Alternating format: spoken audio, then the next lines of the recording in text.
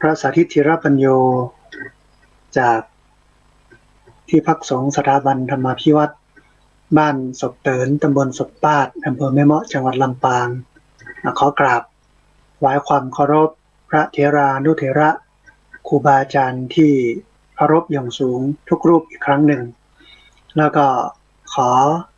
เจริญพรศรัทธาสาธุชนท่านที่ติดตามรับฟังทางสถานีวิทยุอยู่ก็ดีตลอดจนถึงได้รับชมรับฟังทางไลฟ์สดของเพจธรรมะเป็นทีมอยู่ก็ดีในค่ำคืนนี้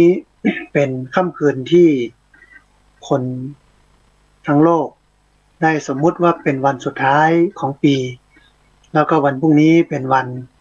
ขึ้นปีใหม่ของปีที่จะใกล้เข้ามาถึงเพราะฉะนั้นในวันนี้จึงมีกิจกรรมสวดมนต์ข้ามปีมีกิจกรรมปฏิบัติธรรมข้ามปี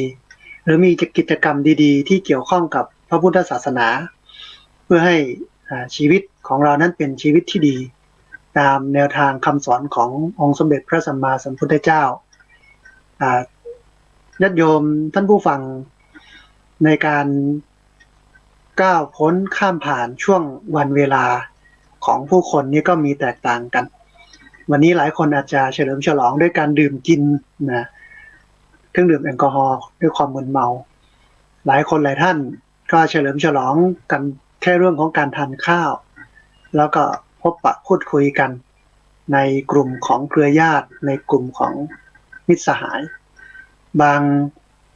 คนบางท่านอาจจะเลือกที่จะก้าวพ้นข้ามผ่านวันเวลาด้วยการเอาธรรมะมาใส่ไว้ในหัวจิตหัวใจของตนเองเอาแนวทางของพระพุทธศาสนาที่พระพุทธเจ้าได้ตรัสไว้เนี่ยเอามาใช้ในชีวิตประจำวันของเราเนี่ยให้มันอยู่ในการก้าวพ้นข้ามผ่านของวันเดือนปีไปด้วยแต่ละบุคคลก็ต่างกันแต่โดยระยะเวลาที่ผ่านมาเนี่ยพระพุทธศาสนาของเราโดยพระสงฆ์ได้จัดระบบหรือได้วางกลไกอย่างหนึ่งที่จะทำให้ผู้คนนั้นเนี่ยเข้าถึงธรรมะโดยอาศัยการล่วงเลยไปของวันเวลามาเป็นเหตุเป็นปัจจัยให้คนได้ศึกษาและปฏิบัติธรรมนั่นก็คือการสวดมนต์ข้ามปีแต่เนื่องด้วยว่าช่วงนี้เป็นช่วงที่มีการแพร่ระบาดของโรคโควิด -19 หรือโควิด -19 ก็ทำให้กิจกรรมทั้งหลายทั้งปวงซึ่งเป็นกิจกรรมรวมกลุ่มของบุคคลได้ถูกเขาเรียกว่ายุติลงยกเลิกลงหรือว่าจำกัดจำนวนให้เหลือไม่มากหลายพื้นที่ก็ดูว่าปีนี้เนี่ยอาจจะกร่อยแต่ด้วยความที่ เราเป็นคนที่มีธรรมะอยู่ในใจเราก็สามารถสวดอยู่ที่บ้านได้ศึกษาธรรมะอยู่ที่บ้านได้ขณะที่อาตมาภาพเราอยู่หรือกับผมได้พูดคุยรอครูบาอาจารย์อีก 3-4 รูปที่จะเข้ามาร่วมพูดคุยเนี่ยก็จะได้พูดคุยกันไปเรื่อยๆหากครูบาอาจารย์รูปไหนเข้ามาแล้วก็กราบนิมนต์ได้ร่วมพูดคุยได้สนทนากันจะใช้เวลาอยู่ประมาณเกือบ1 ชั่วโมงท่านผู้ฟังท่านผู้ชมเนาะ1 ชั่วโมงนี้ ในวาระโอกาสนี้เนี่ยมันมีนัยสำคัญหลายอย่างของชีวิตตามปกติเนี่ยการสิ้นปีกิจกรรมที่ควรทำก็คือการมาทบทวนตัวเองถ้าเป็นภาษาพระก็คือมาวิมังสามาไข้ครวญว่าในปีที่ผ่านมาเนี่ยเราได้ทำอะไรไปแล้วบ้างอะไรที่มันเป็นความสำเร็จอะไรที่มันเป็นความล้มเหลวหรือไม่สำเร็จเพราะเหตุใดล้มเหลวเพราะเหตุใดเราก็จะได้มาทบทวนแล้วก็จะได้จัดสรร ได้วางชีวิตในการจะเดินไปข้างหน้าใหม่ให้ชีวิตของเรานั้นก้าวหน้าไปได้ด้วยดีเอาอดีตมาเป็นฐานในการรองในการเหยียบย่ำหรือการก้าวเดินไปสู่อนาคตถ้าไม่มีอดีตก็ไม่มีอนาคตมันเป็นเช่นนั้นท่านผู้ฟังท่านผู้ชมทีนี้เมื่อเราทบทวนอดีตเห็นข้อบกพร่องของเราก็จะสามารถวางไว้ว่าสิ่งต่อไปนี้ที่เราจะทำเนี่ยซึ่งมันเป็นปัญหาเนี่ยเราจะวางไว้ก่อนหรือเราจะไม่ทำหรือเราจะทิ้งให้สิ่งที่มันขวางชีวิตขวางการเจริญของชีวิตเราเนี่ย มันไหลไปกับวันเวลาอาศัยความล่วงเลยของวันเวลาเนี่ยทิ้งสิ่งที่มันเป็นปัญหาของชีวิตโดยปกติที่พักสงฆ์สถาบันธรรมาภิวัตน์นะซึ่งจัดกิจกรรมสวดมนต์สร้างปัญญาพัฒนาสุขภาวะข้ามปีทุกปีเนี่ยก็จะมีกิจกรรมหนึ่งที่ทำเป็นประจำก็คือการทอดผ้าป่ากิเลสนะปกติเราทอดผ้าป่าสาระสำคัญก็คือเรื่องของการรวบรวมปัจจัยเอามาสร้างเอามาซ่อมเอามาเสริมสิ่งต่างๆในพระพุทธศาสนาไม่ว่าจะเป็นเรื่องของบุคคลศาสนบุคคลนะไม่ว่าจะเป็นเรื่องของศาสนวัตถุแต่กิจกรรมทอดผ้าป่ากิเลสนี่ก็คือต้องการเอาความไม่ดีของโยมทั้งหลายอย่างหนึ่งซึ่งความไม่ดีนั้นต้องเป็นความไม่ดีที่มันยิ่งใหญ่นั่นหมายความว่าถ้าเราทิ้งมันได้เนี่ยเราจะก้าวไปสู่ความเจริญรุ่งเรืองหรือมันเป็นหินก้อนใหญ่ที่คอยขวางทางเราไม่ให้เราเจริญรุ่งเรืองถ้าเราสามารถที่จะทิ้งมันได้เราก็จะเจริญรุ่งเรืองกิจกรรมทอดผ้าป่ากิเลสก็เลยเป็นกิจกรรมที่ทำให้โยมนั้นได้มาใคร่ครวญว่าอะไรมันเป็นเครื่องกีดขวางของชีวิตอะไรมันเป็นตัวถ่วง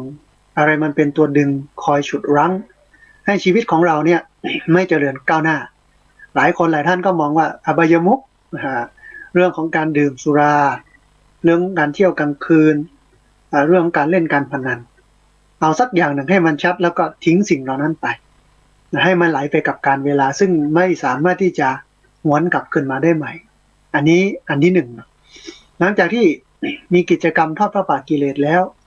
เป็นการไข้ครวญตนเองและดูมองเห็นความบกพร่องแล้วตัดมันทิ้งสลัดมันทิ้งแล้วเนี่ยก็ตักบาตรความดีท่านผู้ฟังท่านผู้ชมตักบาตรความดีนี่ก็คือมามองว่าเรามีความดีอะไรที่จะต้องกระทำนะมันมีหลักการหนึ่งที่จะทำให้เรานั้น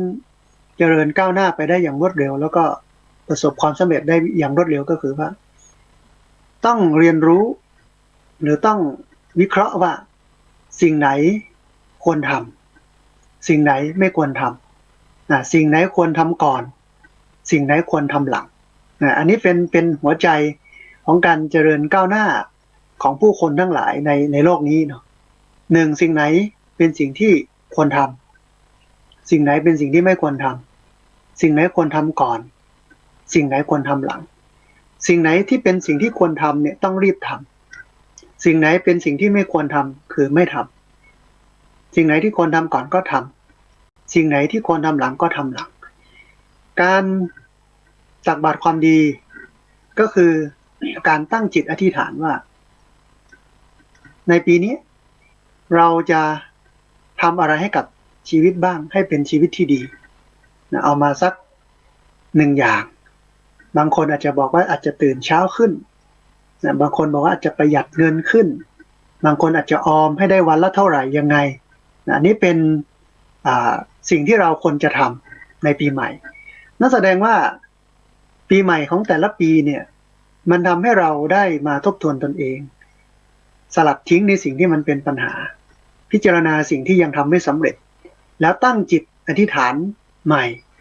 ทำในสิ่งที่ยังไม่สำเร็จให้สำเร็จทำในสิ่งที่ยังไม่ได้ทำให้ได้ทำเพื่อความเจริญก้าวหน้าของเราอันนี้เป็นแนววิถีพุทธนะที่มันถูกต้องดีงามในการมาทบทวนพูดถึงเรื่องส่งท้ายปีเก่าต้อนรับปีใหม่มีพรอันหนึ่งที่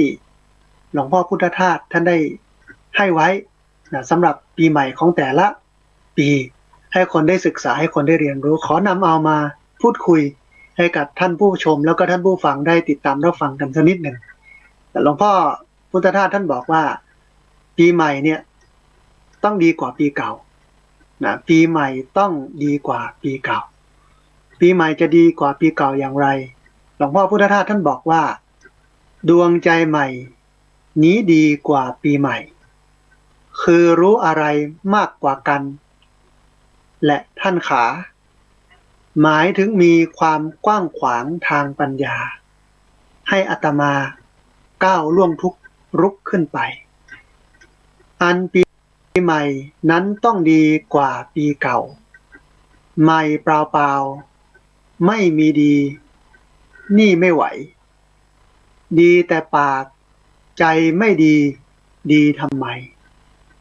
ให้ผีใหญ่เย้ยเยาะเหมาะหรือเราสะอาดกว่าสว่างกว่า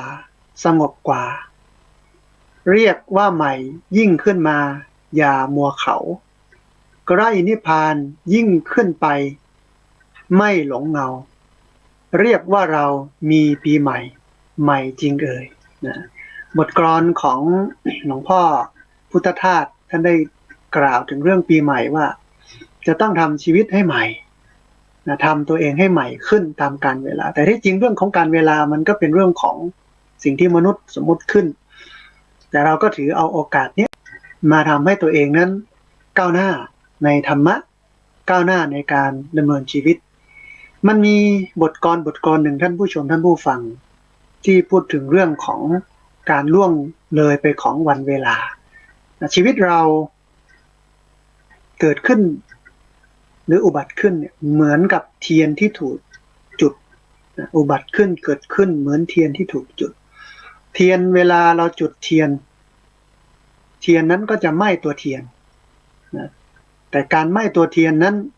เทียนก็ให้แสงสว่างแก่โลกโดยเฉพาะในยามที่โลกขาดแสงสว่างจากไฟเกิดไฟดับนะไม่มีไฟที่มันเป็นไฟฟ้าก็ใช้เทียนมาเป็นเครื่องทำให้เกิดความสว่าง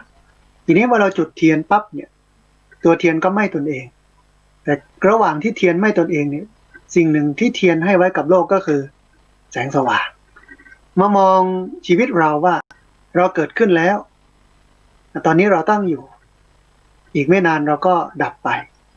ระหว่างการเกิดขึ้นของเราระหว่างการตั้งอยู่ของเราเนี่ย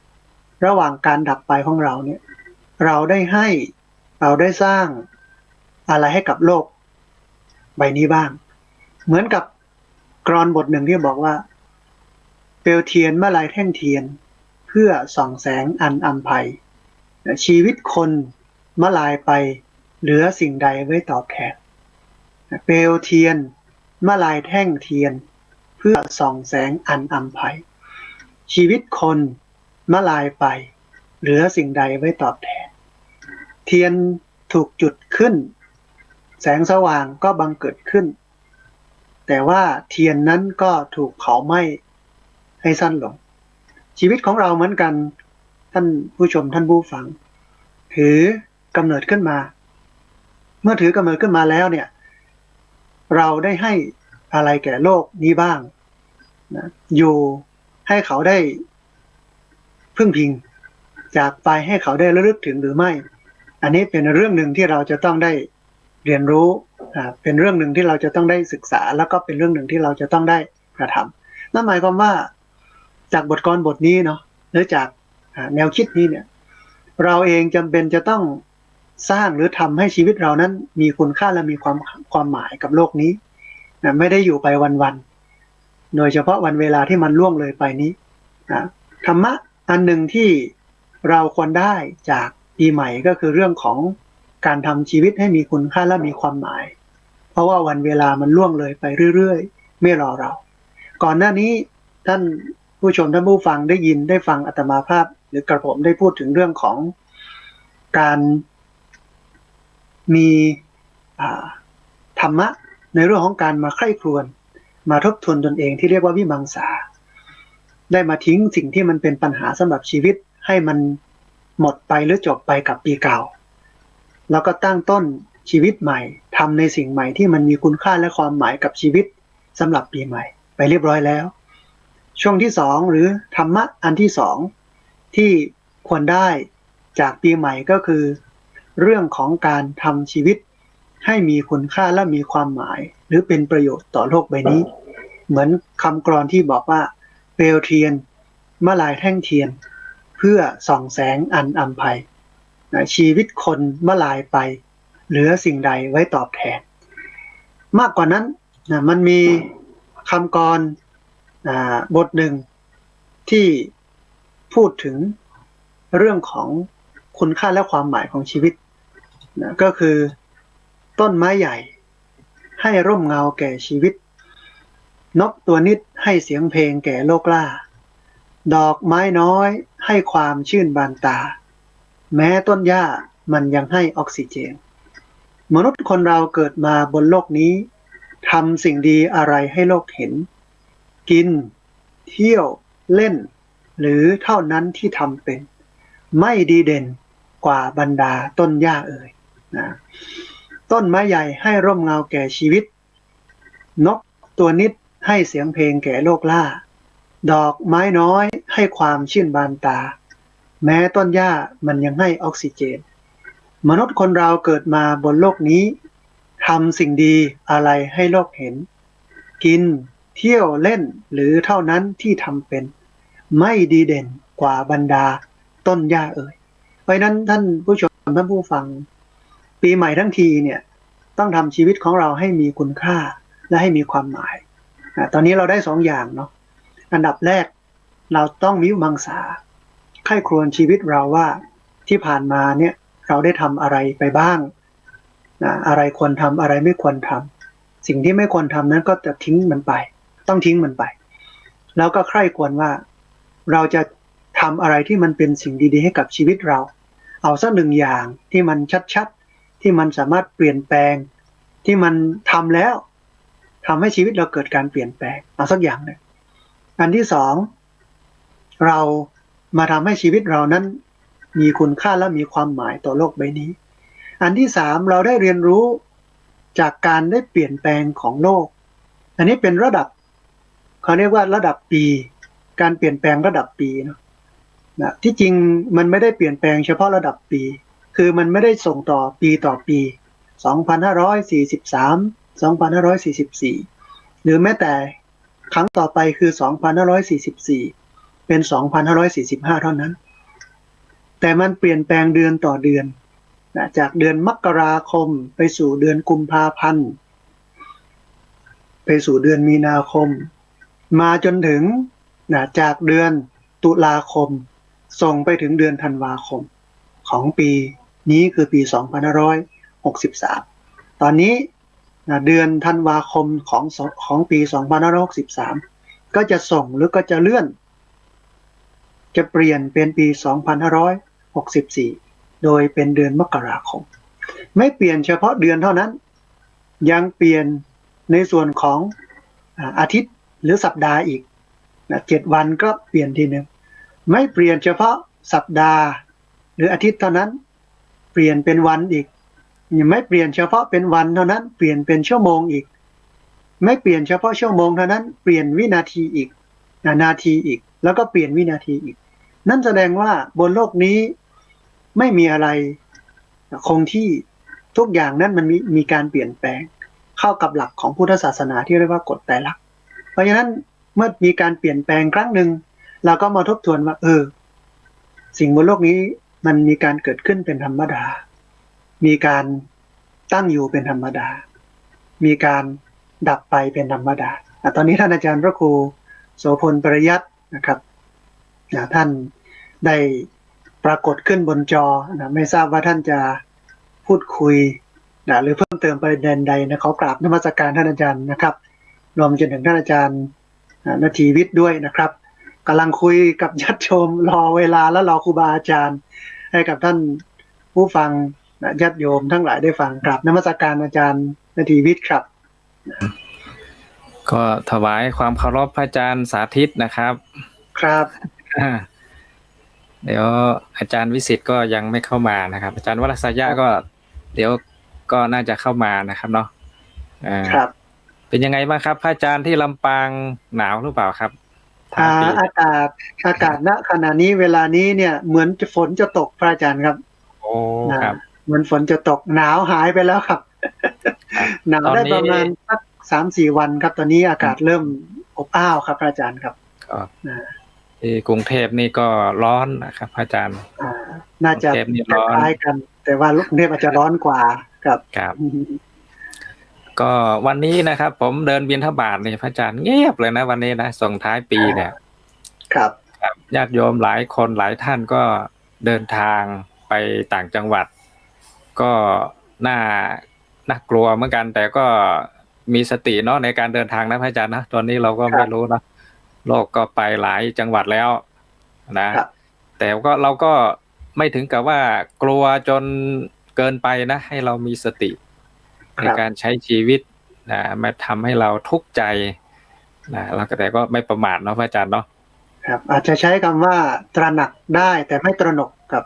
ครับใช่ ครับ คือหลายคนเนี่ยนะพระอาจารย์นะปีใหม่ขึ้นปีใหม่ก็ดีสงกรานต์ก็ดีเนี่ยวันหยุดเนี่ยเขาก็จะนิยมไปกลับบ้านไปต่างจังหวัดไปเที่ยวกราบผู้หลักผู้ใหญ่ครูบาอาจารย์พ่อแม่นะพระอาจารย์เนาะครับ แม้จะเกิดสถานการณ์โลกเนี่ยก็ยังอยากจะกลับอยู่นะครับก็ไปขอพรไปเที่ยวญาติพี่น้องนั่นแหละเนาะพระอาจารย์ครับขอศีลขอพรบางคนก็เอาของเอาผลไม้เอาเสื้อผ้าเอาอะไรไปมอบให้กับผู้หลักผู้ใหญ่พ่อแม่ครับเป็นการขอพรปีใหม่ให้ชีวิตรุ่งเรืองก้าวหน้านะครับบางคนก็พ่อแม่ไม่อยู่แล้วนะพระอาจารย์หรือญาติผู้ใหญ่เราไม่อยู่แล้วล่ะล่วงลับไปแล้วก็อาจจะทำบุญไปให้อะไรเงี้ยนะก็เป็นประเพณีที่เราไม่ลืมผู้หลักผู้ใหญ่ญาติผู้ใหญ่ผู้มีพระคุณครับฐานอยู่ที่ความกตัญญูพระอาจารย์ครับนะก็เป็นสิ่งหนึ่งที่พุทธศาสนาเราฝังหรือเราปลูกไว้ให้ในเรื่องของความกตัญญูแต่ตอนไปไม่เท่าไหร่พระอาจารย์ตอนกลับครับเอาข้าวสารเอาเสบียง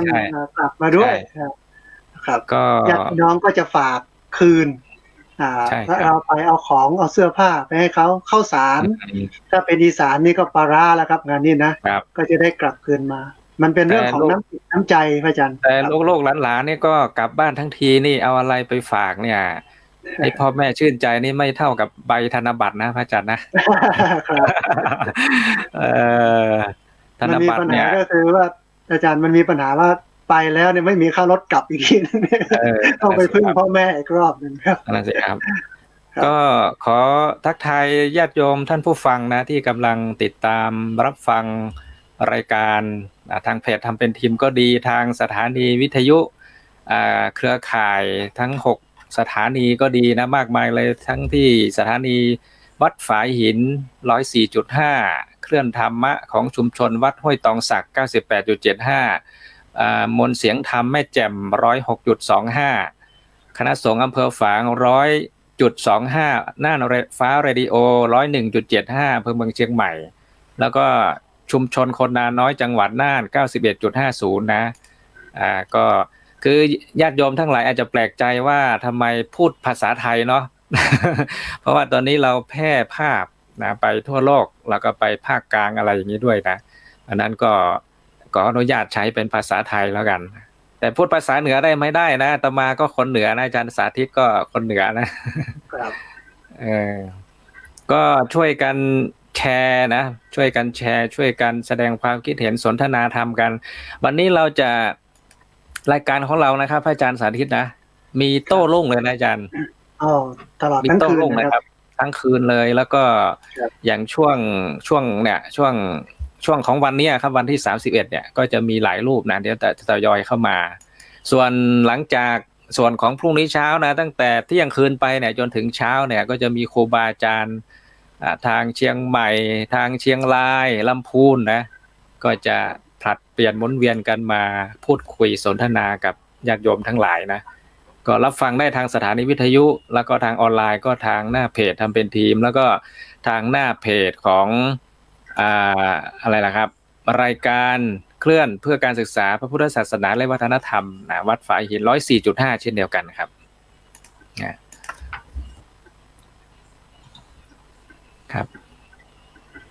แล้วตอนนี้พระอาจารย์สาธิตครับที่วัดเป็นยังไงบ้างอาจารย์ตอนนี้พรุ่งนี้จะมีกิจกรรมอะไรบ้างอาจารย์มีที่จริงคืนนี้นะครับก็สวดมนต์แล้วก็มีกิจกรรมค่อนข้างจะเยอะแต่ด้วยความที่ทางบ้านเมืองเขาขอความร่วมมือนะครับก็เลยงดจัดแล้วก็ให้ญาติโยมก็มาดูมาฟังหรือสวดมนต์ก็ทางธรรมะเป็นทีมเนี่ยนะครับถ้ามีกิจกรรมคืนนี้ก็คนประมาณสัก500-600นะครับที่วัดนะครับก็เยอะทั้งปีแล้วก็มาจากต่างที่ต่างถิ่นเยอะแต่กิจกรรมไม่ใช่แต่จะสวดมนต์อย่างเดียวมีเรื่องของการทอดผ้าป่ากิเลสอย่างที่เล่าให้โยมได้ฟังไปเมื่อกี้ครับทอดผ้าป่ากิเลสครับ ตักบาตรความดี ครับ มีการแจกของขวัญและของขวัญแล้วก็มีกิจกรรมหนึ่งก็คือเรื่องของการตอบปัญหาธรรมะเป็น โอ้โห ทีมของเด็กนะครับทั้งคืน เป็นกิจกรรมที่ประเทืองปัญญาเท่านั้นเลยนะพระอาจารย์นะครับ อาจารย์ ค จั รั ด บจะสวด อืม นี่ก็ประมาณสัก5 ทุ่มครับถึงเที่ยงคืน1 ชั่วโมง ครับ แต่ว่างานเริ่มตั้งแต่1 ทุ่มเป็นต้นไปก็มีกิจกรรมรันไปเรื่อยๆฮะเมื่อก่อนเคยจัดสวดมนต์ปฏิบัติธรรมทีนึงละแต่ว่าโยมไม่เยอะก็ทยอยกันกลับ แต่พอจัดกิจกรรมรูปแบบใหม่เนี่ยคนเยอะขึ้น5 ทุ่มก็มีเรื่องสวดมนต์5 ทุ่มครึ่งก็นั่งสมาธิ แล้วก็ฟังบรรยายเล็กน้อยจนถึงเที่ยงคืนก็พอดีกันอย่างเงี้ยนะครับรุ่งเช้าก็มีการตักบาตรมีการฟังธรรมมีการผูกข้อไม้ข้อมืออวยพรอวยชัยให้แก่กันและกันแต่ด้วยสถานการณ์โควิดปีนี้ก็หยุดหมดทุกอย่างนะฮะแต่ว่าวันพรุ่งนี้ญาติโยมอาจจะทยอยมาทำบุญกันอยู่นะครับบอกว่าให้โยมนั้นได้ไปวางระบบกันว่าใครจะมาก่อนใครจะมาหลังไม่ควรที่จะมาพร้อมกันทยอยกันมาเนาะอาจารย์เนาะอย่าไปพร้อมกันทีเดียวรักษาระยะครับลำปางนี้ท่านผู้ว่าท่านเข้มข้นครับเพราะว่า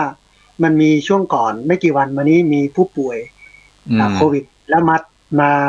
ร่วมงานแต่งงานซึ่งงานแต่งงานเนี่ยมีคนอยู่ประมาณเกือบ1,000 กว่าคน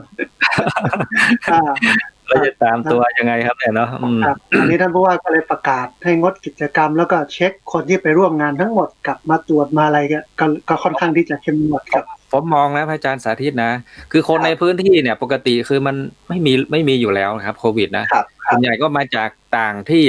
นะครับเพราะนั้นนี่คนในพื้นที่เนี่ยถ้าเป็นอสม.ผู้นำชุมชนอะไรอย่างเงี้ยครับอาสาสมัครเนี่ยจะต้องช่วยกันนะใครที่มาจากต่างจังหวัดจะต้องเข้มงวดอย่างยิ่งยวดเลยครับผมว่านะด้วยการดูแลที่จริงคนที่มาเนี่ยนะครับอาจจะต้องได้ดูตัวเองว่าถ้าไม่จำเป็นก็ไม่ขยับถ้าเราเป็นคนที่อยู่ในจังหวัดเสี่ยงหรือกลุ่มเสี่ยงเนี่ยไม่ควรขยับขับเคลื่อนก็เป็นดีคือเพราะว่าครับใช่เพราะคือถ้าเรารักพ่อรักแม่ใช่ไหมอาจารย์รักญาติพี่น้องรักลูกหลานเราใช่ไหมครับเราก็ต้องดูแลตัวเองนะครับไม่เอาตัวเองเนี่ยไปหรืออาจจะติดหรือไม่ติดก็ไม่รู้แหละแต่ว่าเราดูแลตัวเองนะครับเพื่อไม่ให้คนที่เรารักเนี่ยนะครับเป็นอะไรที่มันเรารับผิดชอบไม่ไหวนะใช่ไหมอาจารย์ครับใช่ครับจริงก็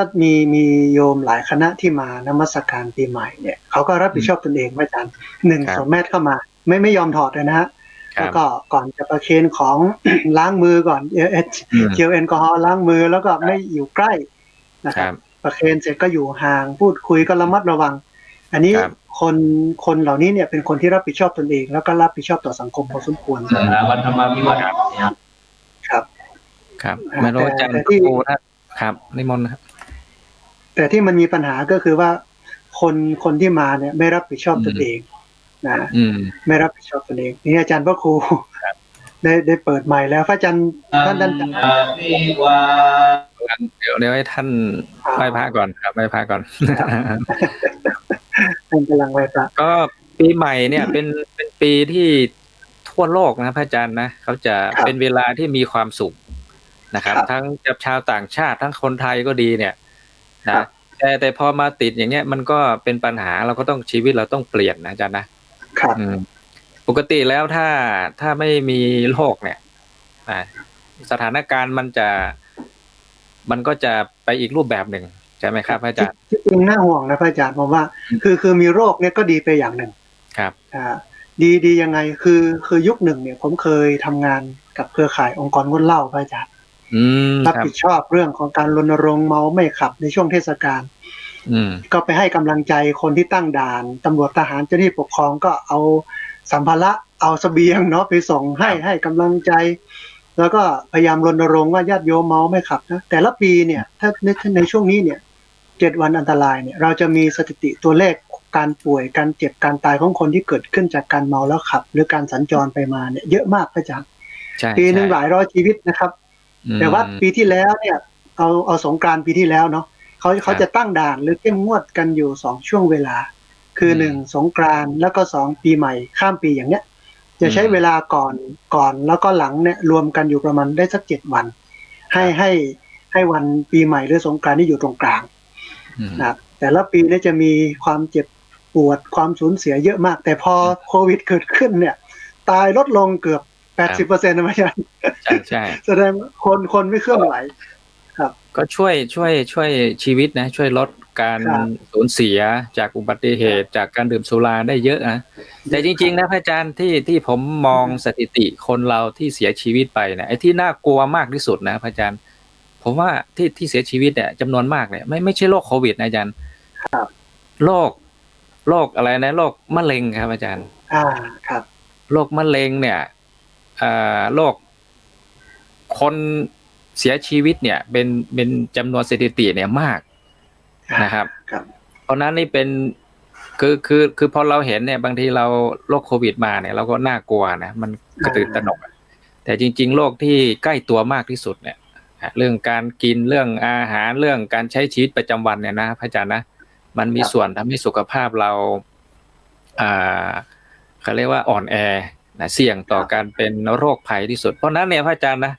ปีใหม่ปีนี้เนี่ยพระอาจารย์มองว่าเราควรจะให้พรอะไรแก่ตัวเองดีครับอาจารย์ก็สูงสุดก็คือเรื่องของสุขภาพนะครับอาจารย์เมื่อกี้เราพูดถึงเรื่องเมาแล้วขับแต่ว่าช่วงเนี้ยการเมาแล้วการขับมันลดลงก็เลยทำให้การเสียชีวิตมันลดลงเพราะว่าเกิดโรคระบาดเราจะทำได้ไหมว่าเราจะลดเรื่องพวกนี้ลงในยามปกติถ้าทำได้มันจะวิเศษมากถ้าอาจารย์ผมพยายามจะโยงเนาะว่าสุดท้ายมันอยู่ที่เรื่องของสุขภาพพุทธศาสนาที่จริงก็อยู่บนทางของสุขภาพทั้งหมดถ้าเรามองนะครับไม่ว่าจะเป็นสุขภาพในเชิงขององค์รวมเรื่องการขบการฉันโภชเนมตัญญุตาเรื่องอะไรต่อมีอะไรอยู่ในนั้นหมดเรื่องสติสัพพัญญะหรือโทษภัยที่เกิดจากการดื่มทั้งหมดคนที่โชคดีที่สุดก็คือคนที่มีสุขภาพที่ดีพระอาจารย์ครับบางคนเนี่ยตลอดชีวิตหาเงินนะทำงานหนักมากทุ่มเทมากแต่ท้ายที่สุดแล้วเอาเงินไปใช้ในคราวเจ็บป่วยครับเอาเงินไปใช้ในห้อง ICU เขาเรียกว่าทำลายสุขภาพตนเองเพื่อให้ได้เงินเบื้องต้นนะทำงานหางค่ำเพื่อหาเงินมาแต่สุดท้ายเนี่ยเอาเงินทั้งหมดที่ได้มาเนี่ยมารักษาสุขภาพกำลังมองว่าจะทำยังไงให้มันสมดุลให้มันไปได้คือสุขภาพดีไปด้วยงานก็ไปด้วยประเภทว่างานก็ได้ผลคนก็เป็นสุขงานก็สำลิดเนี่ยชีวิตก็เป็นสุขแต่ทุกวันเนี่ยงานได้ผลนะแต่คนมันไม่เป็นสุขกับพระอาจารย์สุขภาพไม่ดีสุขภาพเป็นปัญหาท้ายที่สุดเนี่ยถึงแม้ว่าจะมีเงินมีทองแค่ไหนก็ตามถ้าสุขภาพไม่ดีแล้วเนี่ยความสุขความสงบมันเกิดขึ้นไม่ได้เลยนะเอานมัสการหลวงปู่ถวายความเคารพหลวงปู่เขียวนะครับพระครูสาธรสันติวัฒน์นะจากเจ้าวาดวัดพุทธภาวนาเวสเตอร์โรดประเทศสวีเดนนะครับหลวงปู่นะครับหลวงปู่ก็เข้ามาสนทนาในรายการนะครับหลวงปู่นิมนต์ให้พูดคุยอวยพรให้กับบรรดาญาติโยมที่สดับรับฟังตอนนี้ครับหลวงปู่ครับตอนนี้ก็เผยแพร่ไปทางสถานีวิทยุแล้วก็ทางเพจทำเป็นทีมครับถวายความเคารพคณะพระเถรานุเถระเพื่อนสาธมิกทุกรูปครับแล้วก็คณะท่านผู้กำลังดำเนินรายการท่านดร.ณัฐฐีท่านพระอาจารย์สาธิตที่กำลังให้ธรรมะพูดคุยกับญาติโยมหรือท่านผู้ฟังที่กำลังให้เกียรติติดตามรับชมและรับฟังรายการธรรมะเป็นทีมช่วงส่งท้ายปีนะครับใช่ไหมครับครับในช่วงส่งท้ายปีเหมือนกับว่าเรากำลังมีความยินดีมีความตื่นเต้นกับการที่เราจะได้พบกับสิ่งใหม่ๆแต่ดูแล้วบางคนก็เศร้าใจนะครับคงจะแก่ไปอีกปีนึงครับมันจะแก่ไปอีกปีนึงแต่อย่างไรก็แล้วแต่สิ่งที่เราได้มาได้อุบัติเกิดมาเป็นมนุษย์ก็ถือว่าเป็นความโชคดีได้พบกับพระพุทธศาสนายิ่งโชคดีไปใหญ่พระพุทธศาสนาแล้วเนี่ยได้พบกับคำสอนได้พบกับหลักธรรมได้มีพระรัตนตรัยเป็นที่พึ่ง และหนำซ้ำถ้าเป็นพระสมณชีพราหมณ์ที่ได้ประพฤติปฏิบัติในหลักธรรมขององค์สมเด็จพระสัมมาสัมพุทธเจ้าก็ย่อมประเสริฐเพิ่มมาอีกนอกจากการได้เป็นมนุษย์แล้วนะฮะ ครับทีนี้ถ้าเรามองในคติพระพุทธศาสนาท่านพระอาจารย์ทั้งสองรูปที่เคารพครับมันก็จะเป็นคติให้เราคิดอยู่อย่างนี้นะฮะแต่บางคนก็พยายามที่จะถีบหลักการของพุทธศาสนาออกไปให้มันสู่กับความศิวิไลซ์ของโลกนะครับเนาะโลกมันปีใหม่แล้วมันอะไรที่มันจะเพิ่มกับสิ่งที่มันได้ผ่านพ้นสิ่งที่มันจะเกิดของใหม่เป็นมิติใหม่แล้วก็พยายามที่จะหาความสุขตัวนั้นมาเหมือนกับว่าเขาพยายามปลดปล่อยความทุกข์ที่มันผ่านมาในอดีตให้พบกับสิ่งที่ใหม่พวกภาษาพวกทางนักปรัชญานักคิดจะบอกโอ้ของเก่าทิ้งไปเอาปัจจุบันซะดีกว่าขออนุญาตมีความสุขขออนุญาตหลวงปู่นิดหนึ่งครับอาจารย์สาธิตเนาะพอดีโยมทักทายมาบอกว่ายังไม่รู้จักทั้งสองรูปทุกท่านเลยครับขออนุญาตหลวงปู่แนะนำตัวเองนิดหนึ่งครับผม แล้วก็ให้อาจารย์สาธิตด้วยครับเริ่มต้นมาอีกสักหน่อยครับครับก็ทางท่านที่กำลังติดตามอยู่ขณะนี้เนาะนี่เสียงมาจากประเทศสวีเดนนะท่านผู้ฟังญาติโยมทั้งหลายหรือพระเถระทั้งหลายเนี่ยก็ตอนนี้ก็ผมหรืออาตมาภาพอยู่ที่ประเทศสวีเดนเมืองเวสเตอโรสเมืองเวสเตอโรสอยู่ในแถบยุโรปมาปฏิบัติศาสนกิจอยู่ที่นี่ก็หลายปีแล้วแหละก็ประมาณ 4-5 ปีในการนำพระพุทธศาสนามาในการที่จะเผยแผ่หลักธรรมแล้วก็ได้เห็นรูปแบบของพระพุทธศาสนาในหลายมิติโดยเฉพาะการจะลงรักษาไว้ซึ่งความเป็นมิติแห่งพุทธศาสนาจากประเทศไทยนำวัฒนธรรมประเพณีให้คนทั้งหลายได้เห็นในมิติของประเทศไทยนอกจากเผยแผ่พระศาสนาตามหลักคำสอนทางพระพุทธเจ้าแล้วยังนำวัฒนธรรมประเพณีจารีตทางเอเชียโดยเฉพาะนำความสวยความงามความวิจิตรพิสดารหลายอย่างที่อยู่ในประเทศไทยมาเผยแผ่เขาจะได้มองเห็นว่าความงามความสวยหรือความเป็นสยามเมืองยิ้มเนี่ยมีพระพุทธศาสนาเป็นพื้นฐานในการดำรงชีวิตนะฮะนั้นมาอยู่ที่นี่ก็ได้ทำหน้าที่อยู่แล้วก็ยังไม่ทิ้งจากความเชื่อมต่อระหว่างพระสงฆ์ญาติโยมพุทธศาสนิกชนที่อยู่ในประเทศไทยซึ่งตอนนี้ก็กำลังประแตกกับท่านมหาอารันดร.ณทีวิทย์ท่านพระอาจารย์สาธิตนะครับก็คร่าวๆนะเป็นวัดเล็กๆอยู่ในเมืองเวสเตอโรสนะครับท่านพระอาจารย์ดร.ครับครับก็อาจารย์สาธิตครับนิมนต์อีกรอบอาจารย์ครับนมัสการอีกรอบหนึ่งครับเวลาเยอะครับผมพระสาธิตธีรปัญโยนะครับอยู่หน้าที่พักสงฆ์สถาบันธรรมาภิวัตรบ้านศพเตินตำบลศพปาดอำเภอแม่เมาะจังหวัดลำปางครับอยู่ใกล้ๆโรงไฟฟ้าแม่เมาะนะครับสร้างที่นี่อยู่ได้เวลาอยู่ประมาณสัก8 ปีแล้วนะครับต้องการให้ที่นี่เนี่ยเป็นศูนย์ปฏิบัติธรรมศูนย์ศึกษาธรรมแล้วก็เป็นศูนย์ที่เกื้อกูลต่องานพัฒนาสังคมของญาติโยมหลายมิตินะครับไม่ว่าจะเป็นเรื่องการศึกษาไม่ว่าจะเป็นเรื่องของสุขภาพแม้แต่เรื่องของอาชีพโดยเฉพาะเรื่องเกษตรนะครับเอาทำเป็นฐานเอาเกษตรเป็นทุนเอาบุญเป็นเป้าหมายเรื่องการพัฒนาคนในหลายมิติพอสมควรนะครับเท่าที่ทำมาตอนนี้ก็มีเรื่องของสามเณรที่มาเรียนหลักสูตรทวิศึกษาด้วยก็คือเรียนทั้งทางโลกเรียนทางธรรมหรือแม้แต่เรียนเรื่องของสายช่างด้วยนะครับอยู่ประมาณ20 กว่ารูปทำขยับเรียนแล้วก็เรียนชีวิตด้วยใช่ไหมครับครับผมอาจารย์ครับชีวิตอยู่เนาะเรียนสายชีวิตคือ ที่นี่เน้นเรื่องของระเบียบเรื่องของการให้เป็นคนคิดได้คิดเป็นพึ่งตนเองได้และเป็นที่พึ่งของคนอื่นมีอันหนึ่งที่ท่านอาจารย์ดร.พระมหาปัญญาท่านให้ไว้ก็คือ ฝึกให้เนนเคร่งครัดในศีลเชี่ยวชาญในศาสตร์ฉลาดในธรรมแล้วก็บำเพ็ญประโยชน์โปรดมหาชนแนวหนึ่งที่เอามาใช้ก็ถือว่าดีพระอาจารย์ครับว่ามีหลายรูปที่ได้มาพูดคุยแล้วก็บอกว่าอาจจะอยู่ช่วยงานพระศาสนาต่ออีกเท่าที่จะทำได้ให้นานที่สุดที่จะมีลาสิกขาไปอยู่ก็มีบวชอยู่ก็เป็นผลดีแก่ศาสนาศึกออกมาก็ได้พัฒนาสังคมครับแล้วก็อีกอันหนึ่งที่นี่เป็นสถานที่ที่นักศึกษาของมหาวิทยาลัยเชียงใหม่มาใช้เป็นค่ายอบรมคุณธรรมมาทำเป็นค่ายอาสาพัฒนาด้านงานพัฒนาสังคมครับผมครับชมรมคุณธรรมในเหมืองแม่เมาะเข้าไปไหมครับอาจารย์มีครับ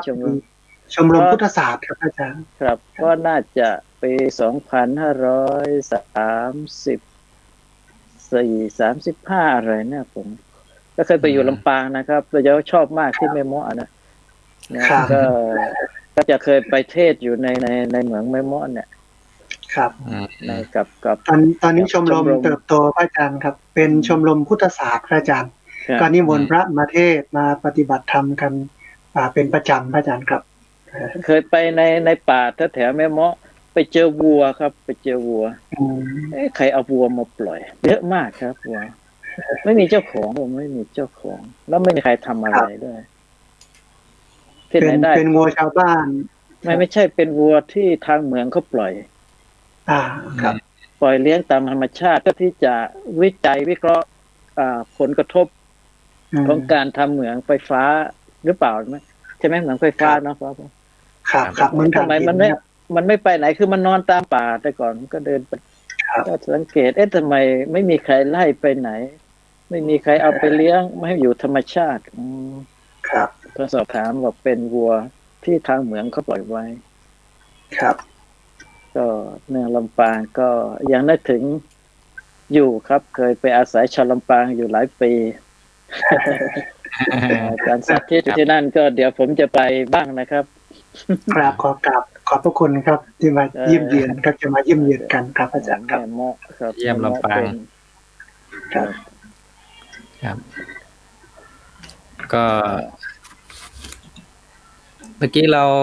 สนทนากันถึงไหนครับตอนนี้เมื่อกี้ก็ช่วงปีใหม่นี้นะครับนะหลวงปู่ครับก็สถานการณ์ประเทศไทยก็ยังน่าเป็นห่วงนะครับทีนี้ปีใหม่แล้วเนี่ยครับมันเป็นสิ่งสมมุตินะครับปีเก่าปีใหม่เดี๋ยวพอข้ามพรุ่งนี้ปุ๊บมันก็รู้สึกเหมือนเดิมแล้วไม่มีอะไรครับแต่ว่าพอปีใหม่แล้วเนี่ยเราจะทำยังไงให้แก่ตัวเองดีครับหลวงปู่เราจะให้พรตัวเองยังไงดีปกติแล้วเราก็จะนิยมให้พรคนอื่นใช่ไหมครับหลวงปู่เนาะครับเจอส่งการ์ดอวยพรให้ส่งสคสให้เขียนไปให้ทักทายแชร์ไปอวยพรคนนั้นอวยพรคนนี้แต่ทีนี้เราจะอวยพรให้กับตัวเองยังไงดีครับอาจารย์สาธิตเอาหลวงปู่ก่อนครับหลวงปู่ก่อนก็ได้ครับญาติโยมที่กำลังฟังตอนนี้นะโยมอยากจะอวยพรให้คณะครูบาอาจารย์หรืออวยพรให้ผู้ที่กำลังรับฟังร่วมกันก็ได้นะเขียนเข้ามาได้ที่คอมเมนต์นะก็ถือว่าเป็นพรของคนดีเป็นพรของสัตบุรุษนะเราฟังแล้วก็เราก็จะชีวิตเราก็อาจจะรุ่งเรืองก้าวหน้าดีกว่าคำแช่งนะคำพรเนี่ยอันนี้มนต์ครับหลวงปู่ครับผมมันเป็นพลังเนาะมันเป็นพลังในรูปแบบของ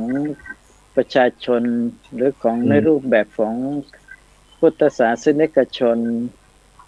ญาติโยมทั่วไปก็ต้องการคำชมเป็นคำสรรเสริญพระอาจารย์อันดับแรกต้องเข้าใจคำว่าโลกธรรมโลกธรรมในเรื่องปกตินะครับไม่ว่าใครก็แล้วแต่มันกระทบกับสิ่งเหล่านี้นะกระทบมีสองอย่างกระทบดีกับไม่ดีกระทบรู้ก็ไม่รู้ก็สองประการไม่ว่าจะเป็นคำสรรเสริญคำเยินยอก็ย่อมเป็นพลังเป็นยาชูกำลังให้กับบุคคลผู้อาศัยโลกธรรมอยู่นะครับฉะนั้นคำอวยพรค คำยกย่องคำสรรเสริญทั้งที่มีจริงหรือไม่มีจริงก็แล้วแต่มันรู้สึกว่ามันชื่นอกชื่นใจของคนได้ยินได้ฟังครับเหมือนกับนิทานที่เรามักจะพูดคุยให้กับคนทั้งหลายได้ฟังเรื่องคนที่มีวาจาดีเนาะอย่างพ่อพบดกปกไหลหน้าไร้เฉลิมทองก็คือคนที่หัวล้านไม่มีผมแต่พอพูดว่าพ่อผมดกปกไหลหน้าไร้เฉลิมทองมันยิ้มนะมันยิ้มโหหมอนี่มันช่างพูดจริงๆจากคนที่โมโหจากคนที่ตระหนี่ทีเหนียวเนี่ยมันรู้สึกว่าปลื้มใจใช่ไหมครับแล้วก็ในธรรมบทที่กล่าวถึงโคนันทวิสารเนาะนั่นเป็นคำพูดที่มันหยาบคายกระด้างมันไม่มีกำลังใจที่จะทำงานแล้วลูกน้องเราก็ดีลูกเนรเราก็ดีหรือญาติโยมก็ตามทุกวันเนี่ยถ้าพูดพระธรรมะโดยตรงนะ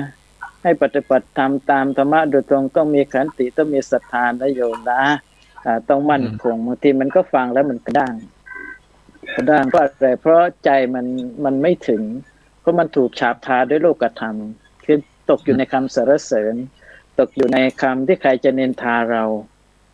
ต้องเข้าใจระดับหนึ่งนะระดับหนึ่งที่เราต้องเข้าใจบางทีก็เคยตำหนิพระสงฆ์ที่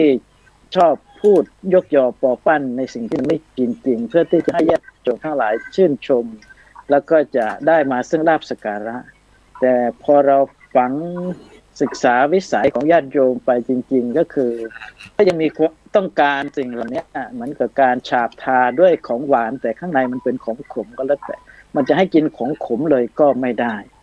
ก็ต้องฉาบทาด้วยคำปลอบประโลมด้วยคำยกย่องเชิดชูมันได้พลังใจในส่วนหนึ่งไอ้ส่วนหนึ่งก็จริงอยู่แต่ส่วนที่จริงๆก็หมายความว่าด้วยความจริงที่คนพูดก็ตามคนได้รับก็ตามคนที่กำลังฟังก็ตามมีอยู่จริงความจริงจะเป็นสิ่งที่จะคอยผลักดัน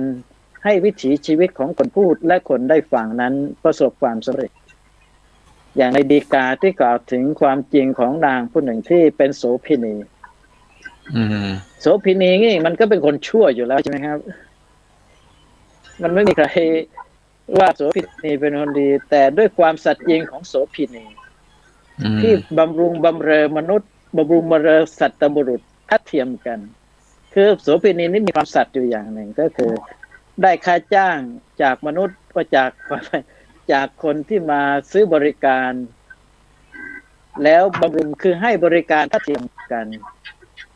ไม่จำเป็นว่าจะเป็นคนร่ำคนรวยหรือคนจนมาก็แล้วแต่จะให้บริการทัดเทียมกันและอีกประการหนึ่งก็คือถ้าใครมาก่อนย่อมได้ก่อนหรือคนมาทีหลังให้เงินทองมากกว่าคนที่จองไว้แล้วเนี่ยน้อยมากกว่าก็ช่างแต่โสเภณีคนนี้เนี่ยไม่รับครับอาจารย์ด้วยความสัตย์จริงของนางที่ทำอยู่อย่างนี้เนี่ยนางไปอาบน้ำที่ท่าน้ำครับท่าน้ำแล้วนางสยายผมแล้วผมก็หลุดออกมาก็เลยตั้งสัจจะอธิษฐานตั้งสัจจะอธิษฐานความจริงที่นางมีอยู่ที่ได้กล่าวให้แล้วฟังสักครู่เนี่ยความจริงของข้าพเจ้าถึงแม้จะโสเภณีก็ตามแต่การมีอาชีพเป็นโสเภณีแต่สิ่งที่พระเจ้ามีความประพฤติและกระทำอยู่ด้วยความสัตย์จริงก็คือบำรุงชายบำเรอชายทัดเทียมกันและไม่เห็นคนที่มีเงินทองมากกว่าหรือน้อยกว่าด้วยความสัตย์จริงนี้ถ้าบังเกิดมีข้าพเจ้าขอให้ผมเนี่ยลอยทวนกระแสน้ำหรือถ้าใครได้พบได้เห็นแล้วเนี่ยได้พบกับผู้ที่มีบารมีธรรมก็ขอให้ได้ชุบเลี้ยงข้าพเจ้าผมลอยทวนกระแสน้ำจริงครับแล้วก็พระราชาพระองค์หนึ่งเห็นก็เลยให้อมาตย์ติดตามขึ้นไปตามกระแสน้ำเนี่ยว่าเป็นของใครก็ไปเจอผู้หญิงคนเนี้ยก็เลยกลายเป็นนำมเหสีของพระราชาไปอันนี้ในดีกาครับในดีกาของพระยามิลินปัญหาได้พูดถึงความสัตย์คือวาจาพูดถึงยกคำพูดขึ้นมาอย่างที่เราจะให้พรเนี่ยถ้ามันเป็นความจริงพรนั้นจะสำเร็จและสิ่งที่คนที่เราให้อย่างโยมเนี่ยตั้งอกตั้งใจมีศรัทธามุ่งมั่นในพระธรรมคำสอนหรือพระพุทธปฏิบัติดีคือได้ทำในสิ่งที่โยมได้กระทำเรา ก็ให้พรตามที่โยมได้กระทำเป็นจริงครับอาจารย์ประสบผลสำเร็จจริงอันนี้ผมใช้มาตลอดขณะใดที่มันเป็นปัญหาผมจะประกาศสัจจะของตัวเองให้พรตัวเองเลยด้วยความจริงที่พระเจ้ามีอยู่ขณะนี้นะครับ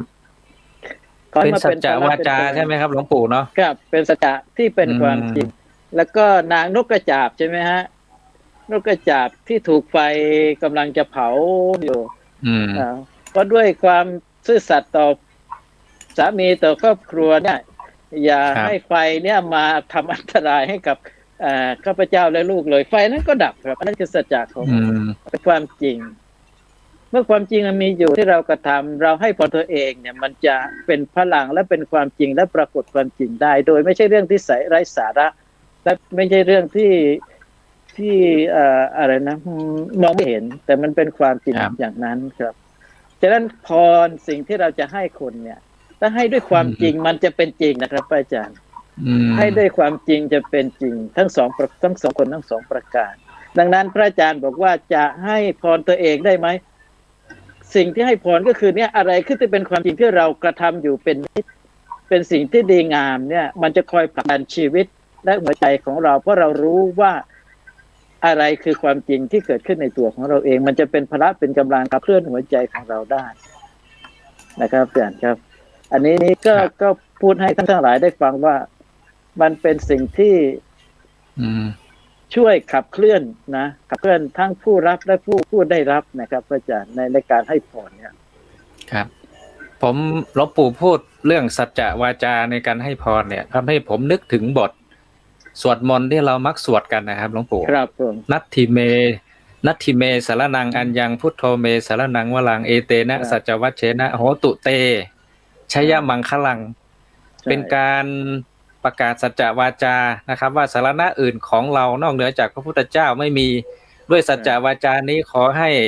อะไรโชคขอให้ชัยขอให้ความสวัสดีจงมีแก่ท่านอะไรเงี้ยครับก็เป็นการประกาศสัจจะวาจาเหมือนกันอันนี้เป็นการให้พรง่ายๆนะครับให้แก่ตนเองให้แก่คนอื่น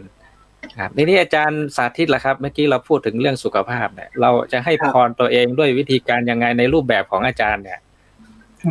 ผมนี่มีสองอย่างครับถ้ากิจกรรมในช่วงปีใหม่จะมีหนึ่งก็คือทอดผ้าป่ากิเลสก่อนทอดผ้าป่ากิเลสนี่ก็เป็นการให้พรตนเอง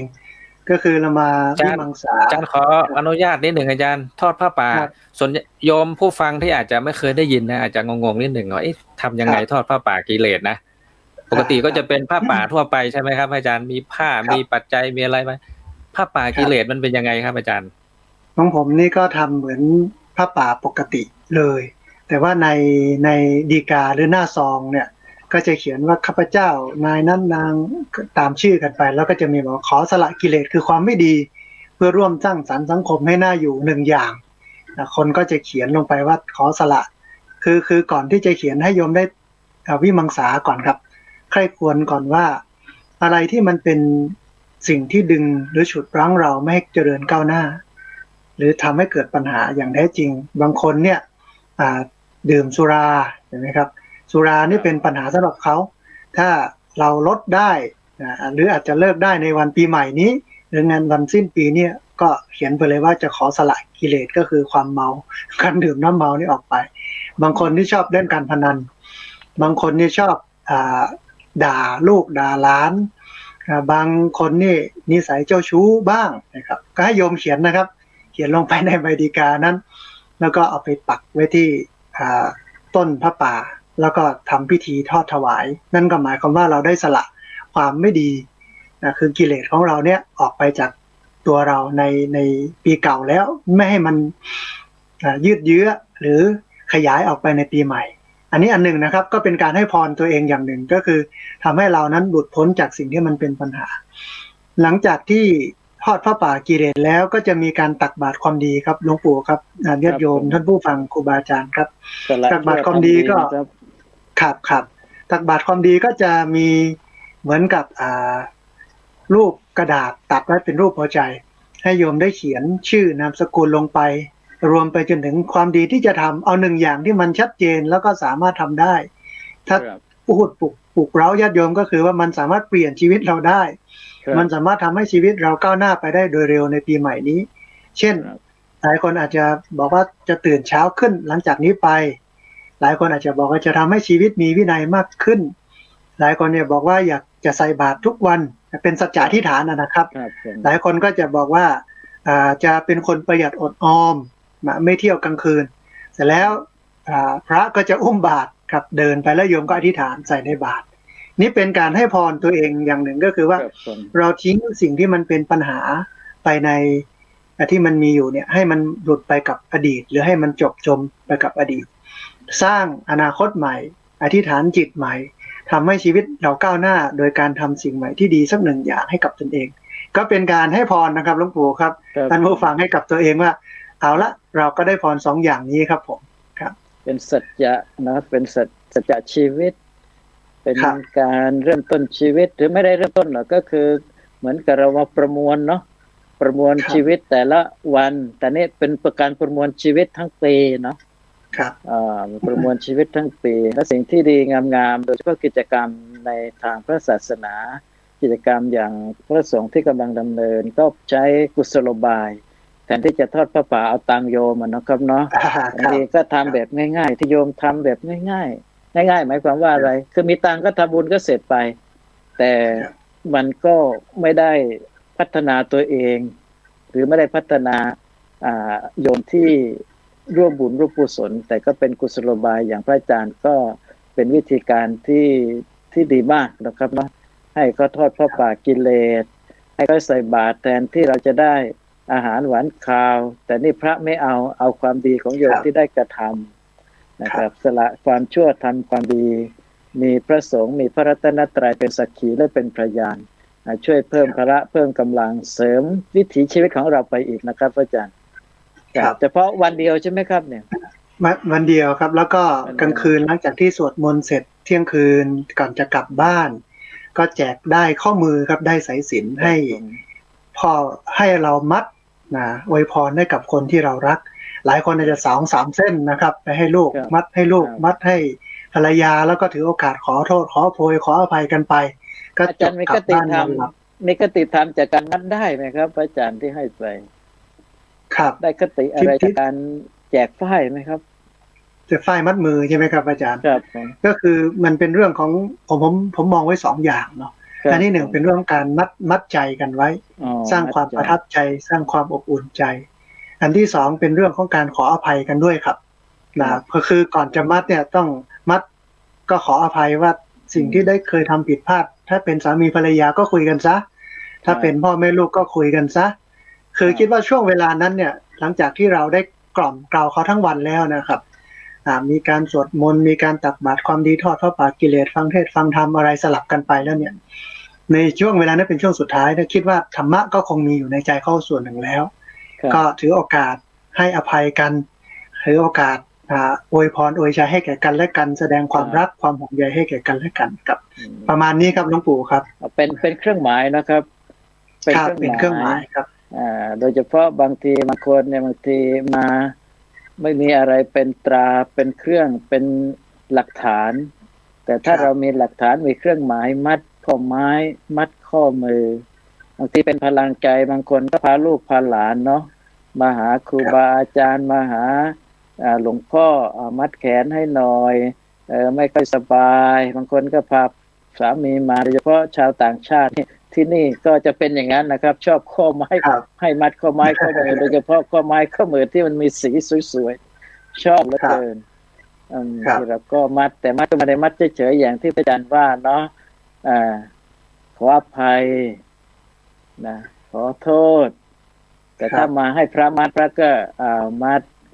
เป็นสักขีเป็นพยานมัดหัวใจของเราไว้ด้วยพระธรรมด้วยคำสอนด้วยข้อวัดปฏิบัติในอย่างที่พระอาจารย์ทำก็คำมั่นสัญญาที่ให้กับพระอาจารย์นะสละกิเลสทอดพระป่าไปแล้วความดีความงามที่ใส่บาตรมาแล้วก็จดจำเหมือนกับการได้มัดข้อไม้ข้อมือให้มันตรึงไว้ในแขนสลักไว้ในใจอย่างนั้นใช่ไหมครับพระอาจารย์ครับประมาณนั้นครับหลวงปู่ครับแต่ผมก็เห็นบรรยากาศนะครับหลังจากที่ ลูกไปมัดให้พ่อให้แม่แล้วครอบครัวบางคน3-4 คนกอดกันครับ ครับ กอดกันก็พูดคุยกันคิดว่าภาพบรรยากาศแบบนั้นเนี่ยเราไม่ได้เห็นบ่อยๆหรือบางคนอาจจะไม่ได้คุยกันด้วยซ้ำไปแต่วันนั้นเนี่ยหลังจากกอดกันคุยกันก็ไปกินข้าวต่อเพราะเลี้ยงข้าวต้มนะครับนั่งคุยกันก็มองเห็นว่าอย่างน้อยเราธรรมะเบื้องต้นที่เราสร้างบรรยากาศให้โยมได้ศึกษาได้ปฏิบัติจริงในคืนส่งท้ายปีเก่าต้อนรับปีใหม่เนี่ยมันก็ได้หลายอย่างมันก็เลยเป็นกำลังใจให้จัดทุกปีครับหลวงปู่ครับจัดทุกปีและของขวัญก็เหมือนกันตั้งไว้แค่20 บาทนะครับแต่ว่าใครจะใส่มากครับใครจะใส่มากกว่านั้นก็ได้คนที่ใส่แล้วเราได้ของน้อยกว่าก็อย่าไปเสียดายอย่าไปเสียใจถือว่าเราสละความตนีทีเหนียวของตนเองออกไปแต่โดยส่วนใหญ่เนี่ยมันจะมีมูลค่ามากกว่า20ที่เราตั้งไว้ทุกปีนะครับนั่นแสดงว่าใจของโยมเนี่ยเริ่มคลายความตนีทีเหนียวบางคนเนี่ยมาทำปีแรกๆนี่มีปัญหานะพระอาจารย์คือโยมใส่30แต่ได้20นี่เครื่องขาดทุนแต่เมื่อเราอธิบายแล้วว่ามันเป็นการกำไรบุญนะครับเสียสละความโลภออกจากตัวเองบ้างอย่าไปคิดเอาเข้าตัวเองอย่างเดียวต้องเกื้อกูลบ้างเข้าใจครับระยะหลังๆเรื่องปัญหาเรื่องรางวัลของขวัญที่แลกกันมูลค่าน้อยมูลค่ามากนี่จะไม่มีก็อา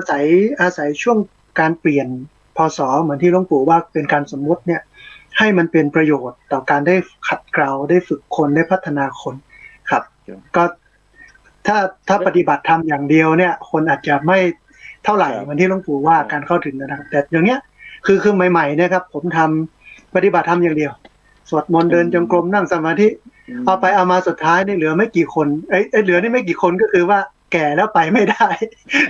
ลูกหลานต้องมารับอะไรเงี้ยครับหลวงปู่ครับก็ได้เฉพาะคนไม่กี่วัยนะครับถ้ากิจกรรมบูรณาการให้ได้ทั้งครอบครัวนะอย่างที่อาจารย์พูดมาก็หมายถึงว่ามันหมายถึงทั้งครอบครัวทั้งครอบครัวก็มาที่วัดทั้งเด็กเล็กเด็กแดงลูกเต้าเหล่าหลานคุณปู่คุณย่าคุณตาอะไรก็มากันซึ่งระยะหลังมาเนี่ยก็ทางวัดก็จะเป็นจุดศูนย์กลางนะครับจุดศูนย์กลางในการทำกิจกรรมที่พระอาจารย์เริ่มสักกี่โมงกี่ทุ่มครับที่จะดำเนินกิจกรรมนะครับของผมเริ่ม1 ทุ่มตรงครับปกตินะครับแสดงว่าก็จบไปแล้วใช่ครับในเรื่องยังไงคือปีนี้ไม่ได้จัดครับปีนี้ไม่ได้จัดเพราะว่าลำปางท่านผู้ว่าประกาศขอความร่วมมือครับให้งดเว้นกิจกรรมที่คนมารวมตัวกันหมู่มากก็ทีนี้ของผมเนี่ยทีนึงก็500-600พระอาจารย์ถึงจะเป็นวัดบ้านนอกอยู่ในป่า500-600นี่ไม่ถือว่าไม่ธรรมดาครับแต่ละปีเนี่ยประมาณ500-600อัพครับคนมันเยอะแล้วก็เกรงว่าอาจจะดูแลกันไม่ไหวแล้วลำปางตอนนี้ก็มีสถิติการติดโควิด1 คนที่จะมาแพร่ระบาดก็เลยยุติครับก็ให้โยมดูธรรมะเป็นทีมนั่นแหละครับตอนนี้นะได้ผมยังเข้าใจว่าต้องมีการเข้าดาวนะลืมไปว่ามีการประกาศยกเลิกเนาะครับมีหลายที่คนไม่เยอะเขาทำอยู่แล้วก็อาจจะมีมาตรการที่เข้มข้นครับแต่ของผมเนี่ยมองแล้วว่ามันไม่ไหวที่จริงในช่วงปีใหม่ที่จัดขึ้นเนี่ยเพื่อเยาวชนพระอาจารย์คือถ้าเป็นรูปแบบของโยมเดินจงกรมนั่งสมาธิเนี่ยเด็กไม่มาเลยก็มีแต่ผู้ใหญ่ทั้งหมดผมก็มองว่าแล้วที่มันเป็นปัญหาที่รถมันชนกันมันไปดื่มเหล้ามันชกต่อยกันมันไม่เอาอะไรเลยก็เกิดจากเด็กทั้งนั้นแล้วก็ญาติโยมผู้สูงอายุเนี่ยก็ไม่มีกำลังที่จะไปทำเรื่องเหล่านั้นหรือไม่ทำอยู่แล้วจะมาไม่มาเขาก็อยู่บ้านหลับนอนหลับหรือไม่ทำเรื่องที่มันเป็นปัญหาแต่กลุ่มเด็กเยาวชนวัยรุ่นเนี่ยอันนี้คือตัวปัญหาถ้าไม่เข้าวัดนี่เป็นปัญหาก็เลยปรับกิจกรรมแต่ก็ยังคงเรื่องของสวดมนต์คงเรื่องของกิจกรรมผู้สูงอายุไว้อยู่ครับแต่ก็เหนื่อยพอสมควรอยู่พอสมควรอาจารย์ครับกิจกรรมถ้าเราทำเองก็ค่อนข้างจะเหนื่อยถ้าเอกชนทำหรือวัดทำโดยไม่ได้รับการสนับสนุนจากทางการนะครับเนาะก่อนผมก็ประมาณนั้นแหละครับพระอาจารย์ผมรู้สึกจะค่อนข้างจะลงทุนเองเมื่อก่อนลงทุนเองคิดเองกิจกรรมก็นะแต่ก่อนก็ได้คนแก่นะสมัยอยู่เมืองไทยนะได้คนแก่ประมาณเกือบ100 คนเนี่ยแหละมาสวดมนต์ภาวนามาทำท่าว่าตัดสิ่งเลวร้ายตัดเล็บตัดผมลอยเคราะห์ทำกระถอกทำกระทงบูชาสวดมนต์ประจำมีเทศ เทศแรกๆก็เทศมันก็พระไม่เทศถ้าท่านไม่มีลีลาการเทศมันง่วงมันก็ฟังไม่เข้า ครับ ที่หลังจะทำยังไงก็ให้เทศเทศแบบมีลีลาเทศแบบมหาชาติเทศแบบเสียง เพื่อให้จะดึงผู้ฟังบ้างก็ทำให้มันเป็นรูปแบบของวัดมาก็อย่างพระอาจารย์ทำนะครับ มีจับฉลากมีรางวัลมีเอาข้าวสารมาเสกครับ มีแจกทองเมื่อก่อนที่ตอนผมมาอยู่ที่นครนายกครับ ผมก็มาแจกทองครับ แจกทองพอแจกทองปุ๊บเนี่ยเริ่มคนเริ่มมาครับมาเยอะแจกของขวัญที่มันมีราคาเยอะๆนะฮะแล้วก็ทำเป็นบูรณาการหมายถึงว่าเขตตำบลเขตอำเภอแต่ละหมู่บ้านก็มาร่วมกันด้วยแล้วก็ได้สนับสนุนจากคณะพระสังฆาธิการเขตปกครองก็นำหลวงพ่อนำพระพุทธรูปมาเป็นรางวัลคนก็เริ่มสนใจอย่างที่อาจารย์คือให้มาจับสลากอย่างนั้นแหละจับสลากมันก็บางอย่างมันก็ไม่ถือว่าเป็นการเสียนะแต่มันเป็นการส่งเสริมในเรื่องของคุณธรรมเรื่องของการลดจากที่ญาติโยมเขาจะไปเที่ยวไปกินสามเณรเทเมาก็ลดแหล่งที่จะก่อให้เกิดอันตรายนะอย่างวัยรุ่นที่ไปขับรถเมาอะไรพวกนี้เราก็ทำในสิ่งที่พอจะลดอุบัติเหตุในช่วงวันปีใหม่นั่นนะครับอาจารย์เมื่อกี้ได้สวีเดนเขาก็ไม่ให้รวมตัวกันเหมือนกันนะครับแต่ที่วัดก็ประมาณอีกสัก2 ชั่วโมงนะพระอาจารย์จะเริ่มกิจกรรมเพราะจะนี่จะ6 โมงเย็นตอนนี้4:20 นาทีครับบ่าย4:20 นาทีก็จะเริ่มสวดมนต์6 โมงเย็นเขาห้ามรวมตัวคนกันเกิน8 คนแต่วัดมีอยู่4 รูปแล้วโยมมา4 คนแค่นั้นแหละครับ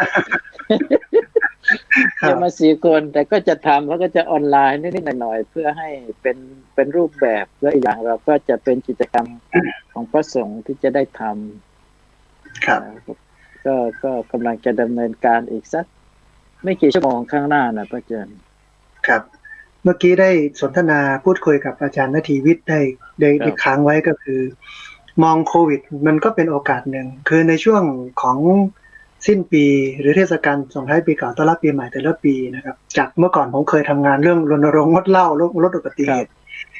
ปีหนึ่งเนี่ยจะมีคนเสียชีวิตจากการเมาแล้วขับบนท้องถนนเนี่ยก็ประมาณ200 200 300นะครับบาดเจ็บกันเป็นพันๆนะครับ บาดเจ็บกันเป็นพันๆเป็นหมื่นๆเลยทีเดียวแต่พอปีที่แล้วในช่วงสงกรานต์เนี่ยลดลง 80% เลยครับหลวงปู่อุบัติเหตุไม่เกิดเลยก็มองมุมหนึ่งว่าในวิกฤตมันมีโอกาสแต่ทีนี้เราจะทำยังไงฮะให้ถ้ามันถึงแม้มันจะไม่มีโควิดเนี่ยสถานการณ์มันก็จะลดลงมองไปถึงเรื่องการดื่มครับเยอะมากสำหรับผู้คนเพราะว่าอุบัติเหตุบนท้องถนนที่เกิดขึ้นในช่วงของงานเทศกาลเนี่ย90% นี่เกิดจากการดื่มของผู้คนครับเพราะฉะนั้นวัดทั้งหลายก็พยายามจะดึงผู้คนเข้าไปวัดทำกิจกรรมเหมือนที่หลวงปู่บอกมันได้ผลนะครับเด็กวัยรุ่นเข้าวัดแต่ถ้าไม่มีสิ่งของที่มาเป็นกุศโลบายในการดึงคนเข้ามาผมก็ว่าเป็นเรื่องยากมากที่คนจะเข้าหลายคนก็พูดคุยนะว่าอาจารย์ทำอย่างนี้มันก็เหมือนพวกการตลาดทั่วไปผมก็อ้างว่ามันก็เหมือนอนาถปิณฑิกเศรษฐีที่จ้างลูกไปวัด ที่จ้างลูกไปวัดพอได้ไปซึมซับอะไรยังไงแล้วกับวัดเนี่ยจิตใจเข้าถึงธรรมะแล้วเนี่ยก็ไม่ได้สนเรื่องของเครื่องรางวัลคุยนะว่าผมมองว่ามีลักษณะแบบนั้นครับการตลาดทั่วไปก็อ้างว่าแต่ถ้าหากว่าเราไม่ใช้กลยุทธ์เรานั่งลูกคนก็จะไม่เข้าวัดที่คนไม่เข้าวัดพอได้ไปซึม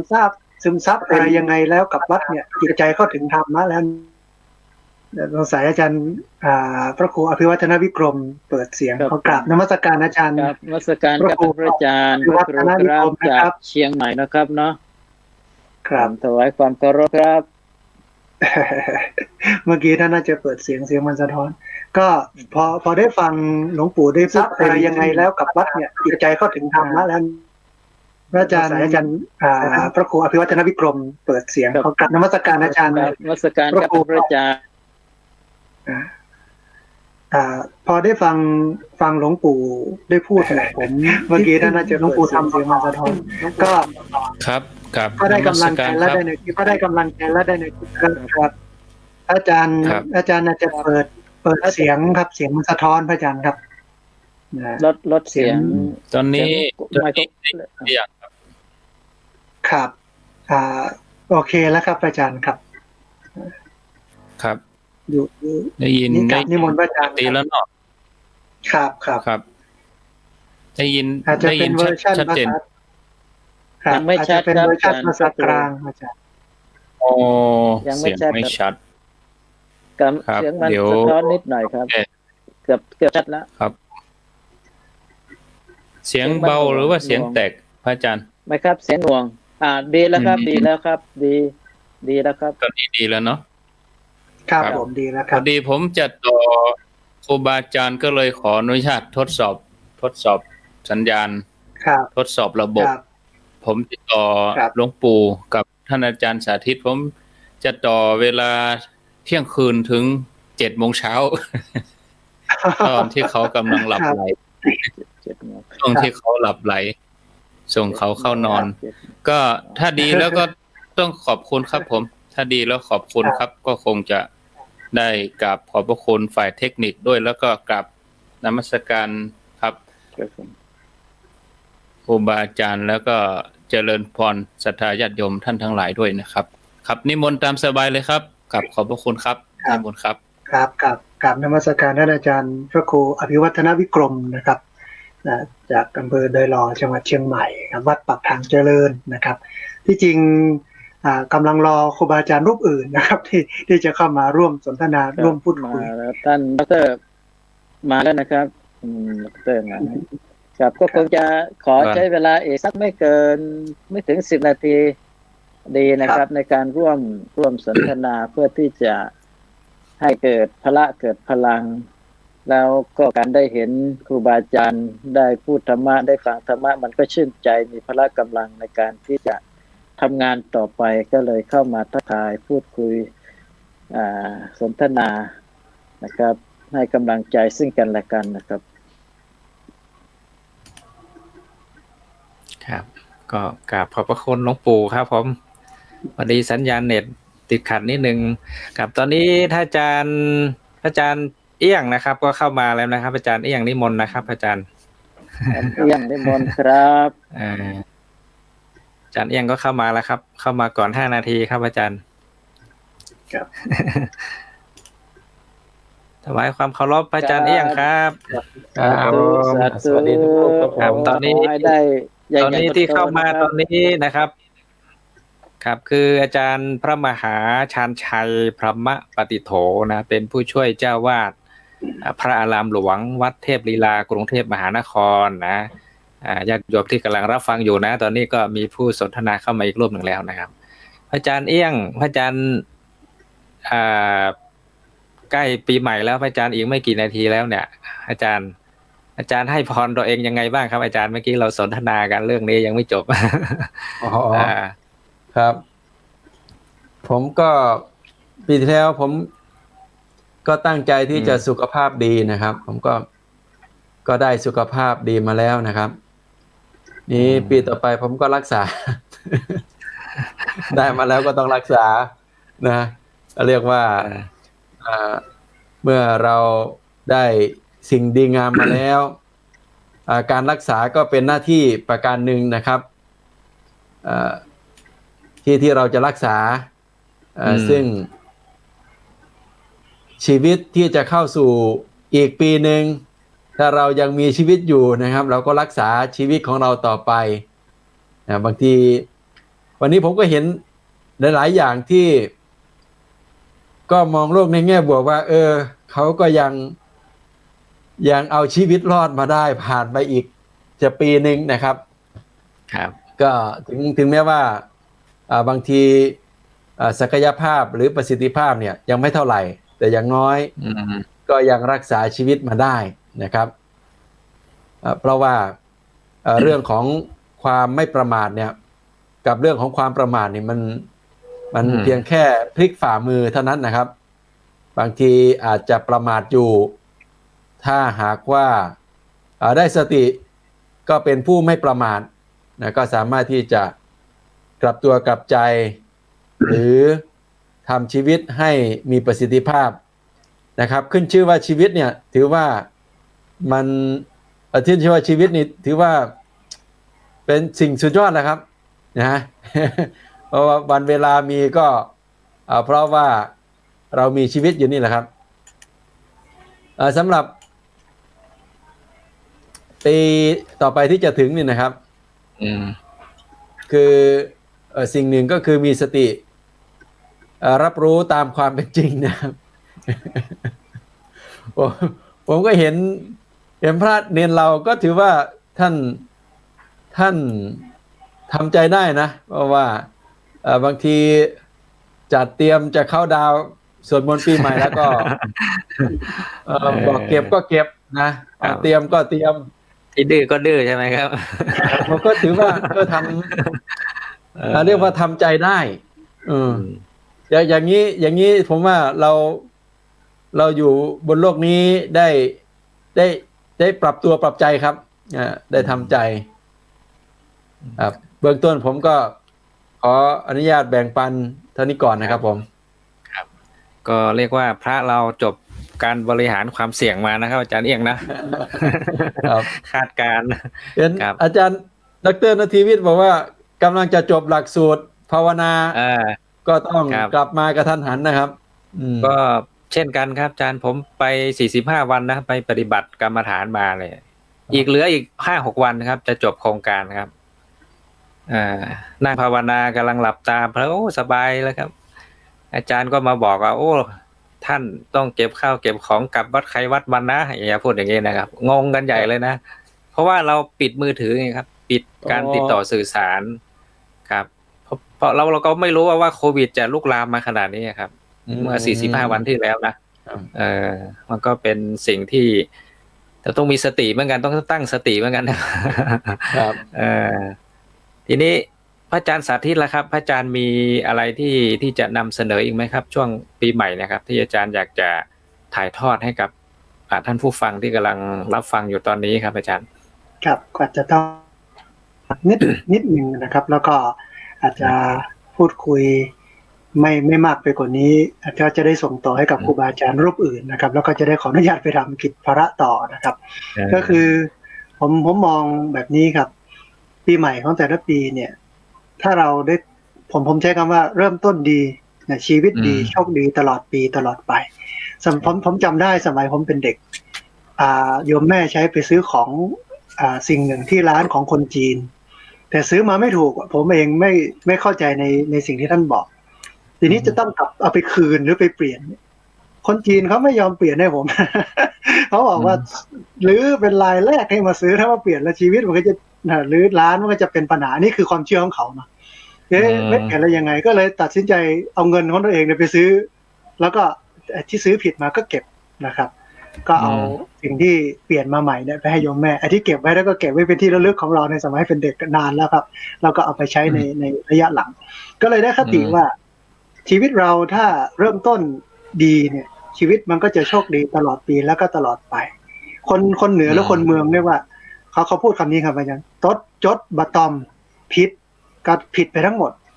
หมายความว่าเรากัดกระดุมผิดเม็ดนะมันก็ผิดไปทั้งหมดก็ต้องแก้ทั้งหมดเพราะฉะนั้นชีวิตเราจะเริ่มต้นในปีใหม่ซึ่งมันเป็นเรื่องของความสมมุติของคนเนี่ยของวันเดือนปีเนี่ยถ้าเราเริ่มต้นชีวิตที่ดีชีวิตเราก็จะตั้งต้นดีเนี่ยชีวิตก็จะโชคดีตลอดปีแล้วก็ตลอดไปแต่ถ้าตั้งต้นเลิกความมึนเมาตั้งต้นด้วยความประมาทตั้งต้นด้วยความเป็นปัญหาชีวิตก็จะเป็นปัญหาตลอดปีแล้วก็ตลอดไปเหมือนกันนะครับเพราะฉะนั้นตอนนี้พระเองก็พยายามรณรงค์แล้วก็เกื้อกูลให้โยมนั้นได้เริ่มต้นดีเพราะว่าชีวิตจะได้ดีตลอดปีแล้วก็ตลอดไปครับผมพระอาจารย์ครับครับก็กราบขอบพระคุณพระอาจารย์สาธิตนะครับกับธรรมสการพระอาจารย์ทั้ง3รูปครับ ครับผมครับครับที่พูดไปก็เป็นท่านอาจารย์สาธิตนะซึ่งเป็นผู้อำนวยการสถาบันธรรมาภิวัตรนะก็อำเภอแม่เมาะจังหวัดลำปางเนาะตอนนี้ท่านผู้ฟังทั้งหลายกำลังติดตามรับชมรายการของคณะธรรมเป็นทีมนะแล้วก็ได้แพร่เสียงไปยังสถานีวิทยุหลายแห่งนะซึ่งก็ญาติโยมสามารถติดตามออนไลน์ก็ได้ทางสถานีวิทยุก็ได้นะเป็นกิจกรรมสวดมนต์ฟังธรรมข้ามปีสร้างบารมีข้ามพศนะซึ่งก็ตอนนี้ก็มีผู้ร่วมสนทนาเข้ามาอีกรูปหนึ่งแล้วนะอาจารย์จตุรงค์นะครับอาจารย์จตุรงค์นะครับวัดวิเศษการนะครับวัดวิเศษการก็ญาติโยมขออนุญาตทักทายท่านผู้ฟังก่อนนะอาจารย์นะท่านผู้ฟังมาเยอะเหลือเกินตั้งแต่เราสวดมนต์ตั้งแต่แรกแล้วนะเยอะมากล่าสุดก็มีคุณโยมบางออนพรหมคำตันนะคุณโยมดานะโยมฉมยงมะลิขัดโยมย่าแดงคุณศรีนวลทาแก้วโยมจันหอมบัวจีหรือบัวจีนะคุณโยมวรรณิสานะจากประเทศอเมริกานะโยมศรีสวัสดิ์หรือเปล่านะ แม่อุ้ยน้องแฮกเกอร์นะแล้วก็อีกหลายท่านนะคุณโยมสมวันนะโยมเทียมจันทร์คนเที่ยงโยมสุภัตราเสนาธรรมนะก็อนุโมทนาด้วยนะคุณโยมที่ติดตามรายการแล้วก็ช่วยกันแชร์นะเป็นธรรมทานนะแล้วก็ทักทายมาให้กำลังใจนะแลกเปลี่ยนเรียนรู้กันได้เนาะแลกเปลี่ยนมีข้อธรรมอะไรที่อยากจะสอบถามพระอาจารย์ก็เจริญพรเขียนมาได้นะรับฟังอยู่ที่ไหนฟังชัดเจนไหมนะอันนี้เข้ามาล่าสุดก็โยมทวัชชัยนะเมือง2นะใช่ไหมก็ขอบคุณนะที่ติดตามรับฟังนะโยมนะครับก็นิมนต์พระอาจารย์จตุรงค์นะครับอาจารย์จตุรงค์นะครับพระอาจารย์จตุรงค์วัดวิเศษการนะครับ ถวายความเคารพพระอาจารย์ครับผม นิมนต์พระอาจารย์จตุรงค์ดำเนินรายการต่อเลยครับอาจารย์จตุรงค์นะในฐานะเข้ามาช้าครับผม เมื่อมาแล้วผมก็จะได้ไปนะครับหลวงปู่ ได้ทักทายปีเก่าผมยังปีเก่าอยู่นะครับที่นู่นก็อยาก หลวงปู่ให้พรญาติโยมหน่อยครับหลวงปู่นิมนต์ให้พรญาติโยมก่อนครับสักหน่อยครับก็ในการร่วมสนทนาธรรมเนาะในวันนี้พระธรรมคำสอนพระธรรมที่เราไปพูดปฏิบัติมาเรามีธรรมทั้งหลายที่คณะครูบาอาจารย์ได้ประพฤติได้ปฏิบัติมาคุณศีลคุณทานที่ญาติโยมทั้งหลายที่ได้ประพฤติได้บำเพ็ญมาจะได้มาเป็นตบะเป็นภรวะปัจจัยหนุนนำส่งให้ญาติโยมท่านสาธุชนทุกท่านที่ติดตามรับฟังให้การสนับสนุนการเผยแผ่ธรรมของคณะธรรมเป็นทีมหรือสนับสนุนอุปถัมภ์ค้ำชูพระศาสนามาหน้าที่ใดก็ตามขอคุณงามความดีบารมีธรรมของท่านทั้งหลายที่ทำและบุญจงมาเป็นตบะเป็นภรวะปัจจัยหนุนนำส่งให้ท่านทั้งหลายจนเจริญงอกงามไพบูรณ์ในพระศาสนาทุกคนทุกท่านเทินสาธุสาธุสาธุครับกับลาครับผมขอบพระคุณครับหลวงปู่ครับผมก็ที่เรารับฟังพรไปเมื่อสักครู่นี้นะท่านผู้ฟังทั้งหลายก็เป็นหลวงปู่พระครูสาธรสันติวัฒน์เจ้าอาวาสวัดพุทธภาวนาเวสเตอร์โรดท่านตอนนี้อยู่ที่ประเทศสวีเดนท่านเป็นผู้ช่วยเจ้าวาดพระอารามหลวงวัดอะไรเนี่ยผมจำชื่อไม่ได้ละนครนายกนะพระอาจารย์ยังนะครับอาจารย์ยังเปิดไมค์หน่อยครับอุดมธานีครับผมวัดอุดมธานีนะเป็นวัดพระอารามหลวงนะท่านเป็นผู้ช่วยเจ้าวาดนะท่านก็มีเมตตานะอยู่ในกลุ่มทำเป็นทีมของเรานะนิมนต์พระอาจารย์จตุรงค์ดำเนินรายการต่อเลยครับพระอาจารย์จตุรงค์ตอนนี้ญาติโยมก็เขียนทักทายเข้ามาได้นะโยมแล้วก็ทักทายกันสวัสดีปีใหม่ก็ได้อวยพรกันและกันก็ได้เนาะเจริญพรครับได้ยินชัดนะวันนี้ก็มีอยู่น่าสนใจหลายประเด็นนะก็คือประเด็นแรกก็คือมีโยมเขาถามเล่นๆในกลุ่มของโพธิสิกขาไรนะว่า มันมันมีทัวร์หนึ่งพระอาจารย์ ครับ ไอ้ตัวนี้ผมไม่ได้เตรียมประเด็นมานะหมายถึงว่า มันมีคล้ายๆว่าทัวร์ที่เราไป9 วัดใช่ไหม9 วัดบ้าง10 วัดบ้างอันนี้ตรงนี้เราพอได้ยินอยู่ แต่มันมีทัวร์หนึ่งทัวร์ที่เรานั่งเครื่องบินนะพระอาจารย์ ที่เขาว่านั่งบนเครื่องบินทัวร์อะไรนะทัวร์บนเครื่องบินเนี่ยผมได้ สวดมนต์น่ะเหรอ ครับครับ สวด ผม ม ก็ นต์ แปลก ใช่ไหม ใจเหมือนกัน อ๋อ ผมก็เพิ่ง เป็น รู้ เป็นของการบินไทยครับ คือเขา อ๋อ เขาขาดทุนนะเขาขาดทุนแล้วเขาก็หากิจกรรมอะไรเพื่อที่จะให้ได้รายได้มาสนับสนุนของเขาก็จัดทัวร์แบบในประเทศไทยนี่แหละบินนะครับอาจารย์บินแล้วก็ไปตามวัดต่างๆนะแต่ว่าไม่ได้ลงนะอาจารย์พอไปถึงวัดปุ๊บยกมือไหว้เสร็จแล้วเขาก็ไปต่ออะไรประมาณเนี้ย เราเรียกอะไรนะจะเรียกว่าชะโงกทัวร์หรือเปล่ามันเป็นอย่างนี้จริงนะอาจารย์ครับ แล้วอาจารย์มีประเด็นอะไรครับ ผม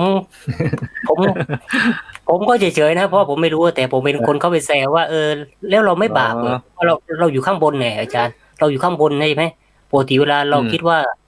อย่างเช่นว่าผมล่าสุดเนี่ยผมไปปฏิบัติธรรมเนี่ยผมนอนรถไฟไปใช่ไหมผมอยากจะชมวิวเนี่ยมันชั้นบนไม่ได้มันต้องชั้นล่างไงทีนี้โยมบอกว่าพระต้องชั้นบนใช่ไหมทีนี้การที่โยมมาอยู่บนหัวเราอาจารย์อยู่บนหัวเราแล้วเจดีย์มันอยู่ข้างล่างตกลงมันจะได้บุญหรือได้บาปเนี่ยมีคนเข้าไปแซวทำนองว่าเราจะบาปหรือเปล่าประเด็นนี้น่าสนใจนะอาจารย์เอี้ยงนะอาจารย์เอี้ยงยิ้มละเดี๋ยวผมขอตอบก่อนอาจารย์เอี้ยงนะอย่าแยกผมตอบนะครับ ครับผม คืออย่างนี้ผมคิดว่ามันอยู่ที่เจตนานะอาจารย์ถ้าเราคิดว่าถ้าเราขึ้นไปข้างบนสูงนะอาจารย์แล้วเราก็คิดว่ามันบาปเป็นกรรมเป็นโทษเนี่ยไอ้ที่นั่งเครื่องบินนะอาจารย์นะเราข้ามไม่รู้กี่จังหวัดนะอาจารย์นะอย่างเรานั่งเชียงรายมากรุงเทพนะจากเชียงใหม่มากรุงเทพไปมาอย่างเงี้ยเราข้ามมาไม่รู้กี่วัดอาจารย์ว่าไหมอาจารย์เอี้ยงว่าไหมเราข้ามเจดีย์ข้ามพระพุทธรูปข้ามอะไรไม่รู้ข้ามพระอรหันต์ข้ามพระสงฆ์นะครับผมว่าแต่ผมก็ไม่รู้นะอาจารย์นะแต่ในผมมองว่ามันอยู่ที่เจตนานะแต่ก็ผมก็เสริมอาจารย์ดร.นฤวิทย์นะครับเพราะว่าอาจารย์จตุรงค์ก็เข้าใจเอาปัญหาอะไรมาให้ถกมาคิดอยู่เลยนะคือในเรื่องนี้เนี่ยมันมีตัวอย่างครับอาจารย์ครับก็คือนายมัทกุลทลีเนี่ยครับนอนป่วยอยู่ที่ระเบียงป่วยหนักเลยพระพุทธเจ้าก็ไปโปรดก็คือเดินบิณฑบาตนั่นแหละไปหยุดหน้าบ้าน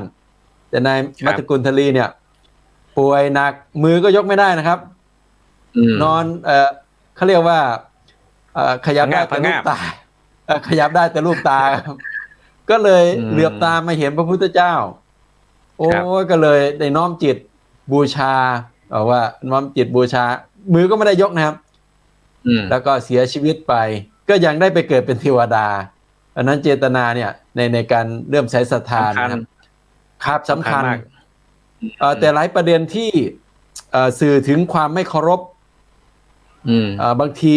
แสดงออกมาทางใจนะครับแล้วก็ออกมาทางกายเช่นไม่ถอดหมวกบ้างกางร่มบ้างยืนบ้างอะไรพวกนี้คือหมายถึงว่าคือในใจเขาไม่มีความเคารพนะครับแต่บางทีเหตุสุดวิสัยแต่ในใจมีความเคารพอันนี้ผมว่าน่าจะเชื่อมโยงกับเรื่องของบุญกุศลเพราะว่าในทางพุทธศาสนาเราเนี่ยเน้นเรื่องเจตนาใช่ไหมครับเรื่องของศีลอะไรนี่ก็เน้นเรื่องของเจตนาเป็นหลักเลยส่วนระเบียบปฏิบัติก็เป็นเรื่องรองนะแต่เรื่องเจตนาเนี่ยมาอันดับต้นเพราะนั้นในการที่เขาจะเหินเวหาบูชาพระ เหินเวหาบูชาพระเนี่ยผมว่าสำหรับคนที่อยากจะเคยบูชาแบบเดิมๆแล้วเกิดความเบื่ออาจจะมีอยากจะบูชาแบบแปลกใหม่นะครับเหินเวหาก็ไม่น่าจะมีปัญหานะเป็นความคิดที่ผมก็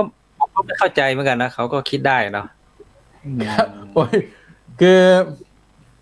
เป็นก็สมัยนี้เขาแข่งกันที่ความคิดนะครับอาจารย์หลายอย่างdelivery อะไรเนี่ยนะครับอย่างช่วงโควิดนี้เราก็ต้องโปรโมทนะครับออนไลน์ถวายอาหารผ่านแก๊ป ฟู้ด อะไรต่างๆ ก็ เป็นระยะห่างก็ได้นะครับ ได้ไม่มีปัญหา ครับ เออ แต่อาจารย์ผมพูดถึงเรื่องการคารวะหรือเจตนานะครับ ที่จะอย่างนี้อาจารย์ผมทำให้นึกถึงเรื่องของพระเจ้าอะไรนะ พระเจ้าที่เป็นพ่อของ พระเจ้าพิมพิสารนะครับ พระเจ้าพิมพิสาร ครับ ใช่ไหมฮะพระเจ้าพิมพิสารนี่มีลูกชายชื่อพระเจ้าอะไรนะอาจารย์ พระเทวทัตนะครับ ฮะ อาชาติศัตรูขออภัย อาชาติศัตรู มีลูกชายชื่อพระเจ้าอาชาติศัตรู ครับ ปรากฏว่าพระเจ้าพิมพิสารเนี่ย ถูกลูกชายนะพระเจ้าอาชาติศัตรูเนี่ย ครับ เขาเรียกอะไรทำปิตุฆาต ครับ ด้วยสารพัดวิธีนะอาจารย์เราไปดูอ่านธรรมบทเนี่ย ครับ โอ้ทรมานพ่อนะให้อดอาหารให้แล้วพ่อก็ถูกแม่เนี่ยก็ไปช่วยนะ เดินเข้าไปหาเอาอาหารซ่อนไว้ในมวยผม ครับ แล้วก็ เดินจงก จ ร น ม ใน ครับ ที่สุดเนี่ยถึงขนาดว่าเดินจงกรมเนี่ยพ่อก็ให้อดตัดอาหารเนี่ย พ่อก็อยู่ได้ครับ อยู่ด้วยการนั่งสมาธิแล้วเดินจงกรมทีนี้ไอ้ที่สำคัญที่สุดเนี่ยก็คือไปอะไรฮะไปทรมานพ่อนะไปเขาเรียกอะไรทำร้ายพ่อไปสั่งให้อะไรอาจารย์นะถลอกหนังใช่ไหมหรือยังไง เอามีดไปทำให้เดินไม่ได้นะครับ ไปลอกหนัง ไป เท้า ทำให้ไปลอกหนัง ครับ เท้าพ่อบังเกิดเกล้าเนี่ย จนทำให้พ่อเนี่ยเดินจงกรมไม่ได้ ครับ แล้วท้ายที่สุดก็ตายใช่ไหมอาจารย์ สวรรคตนะ เสียชีวิต ครับ สวรรคต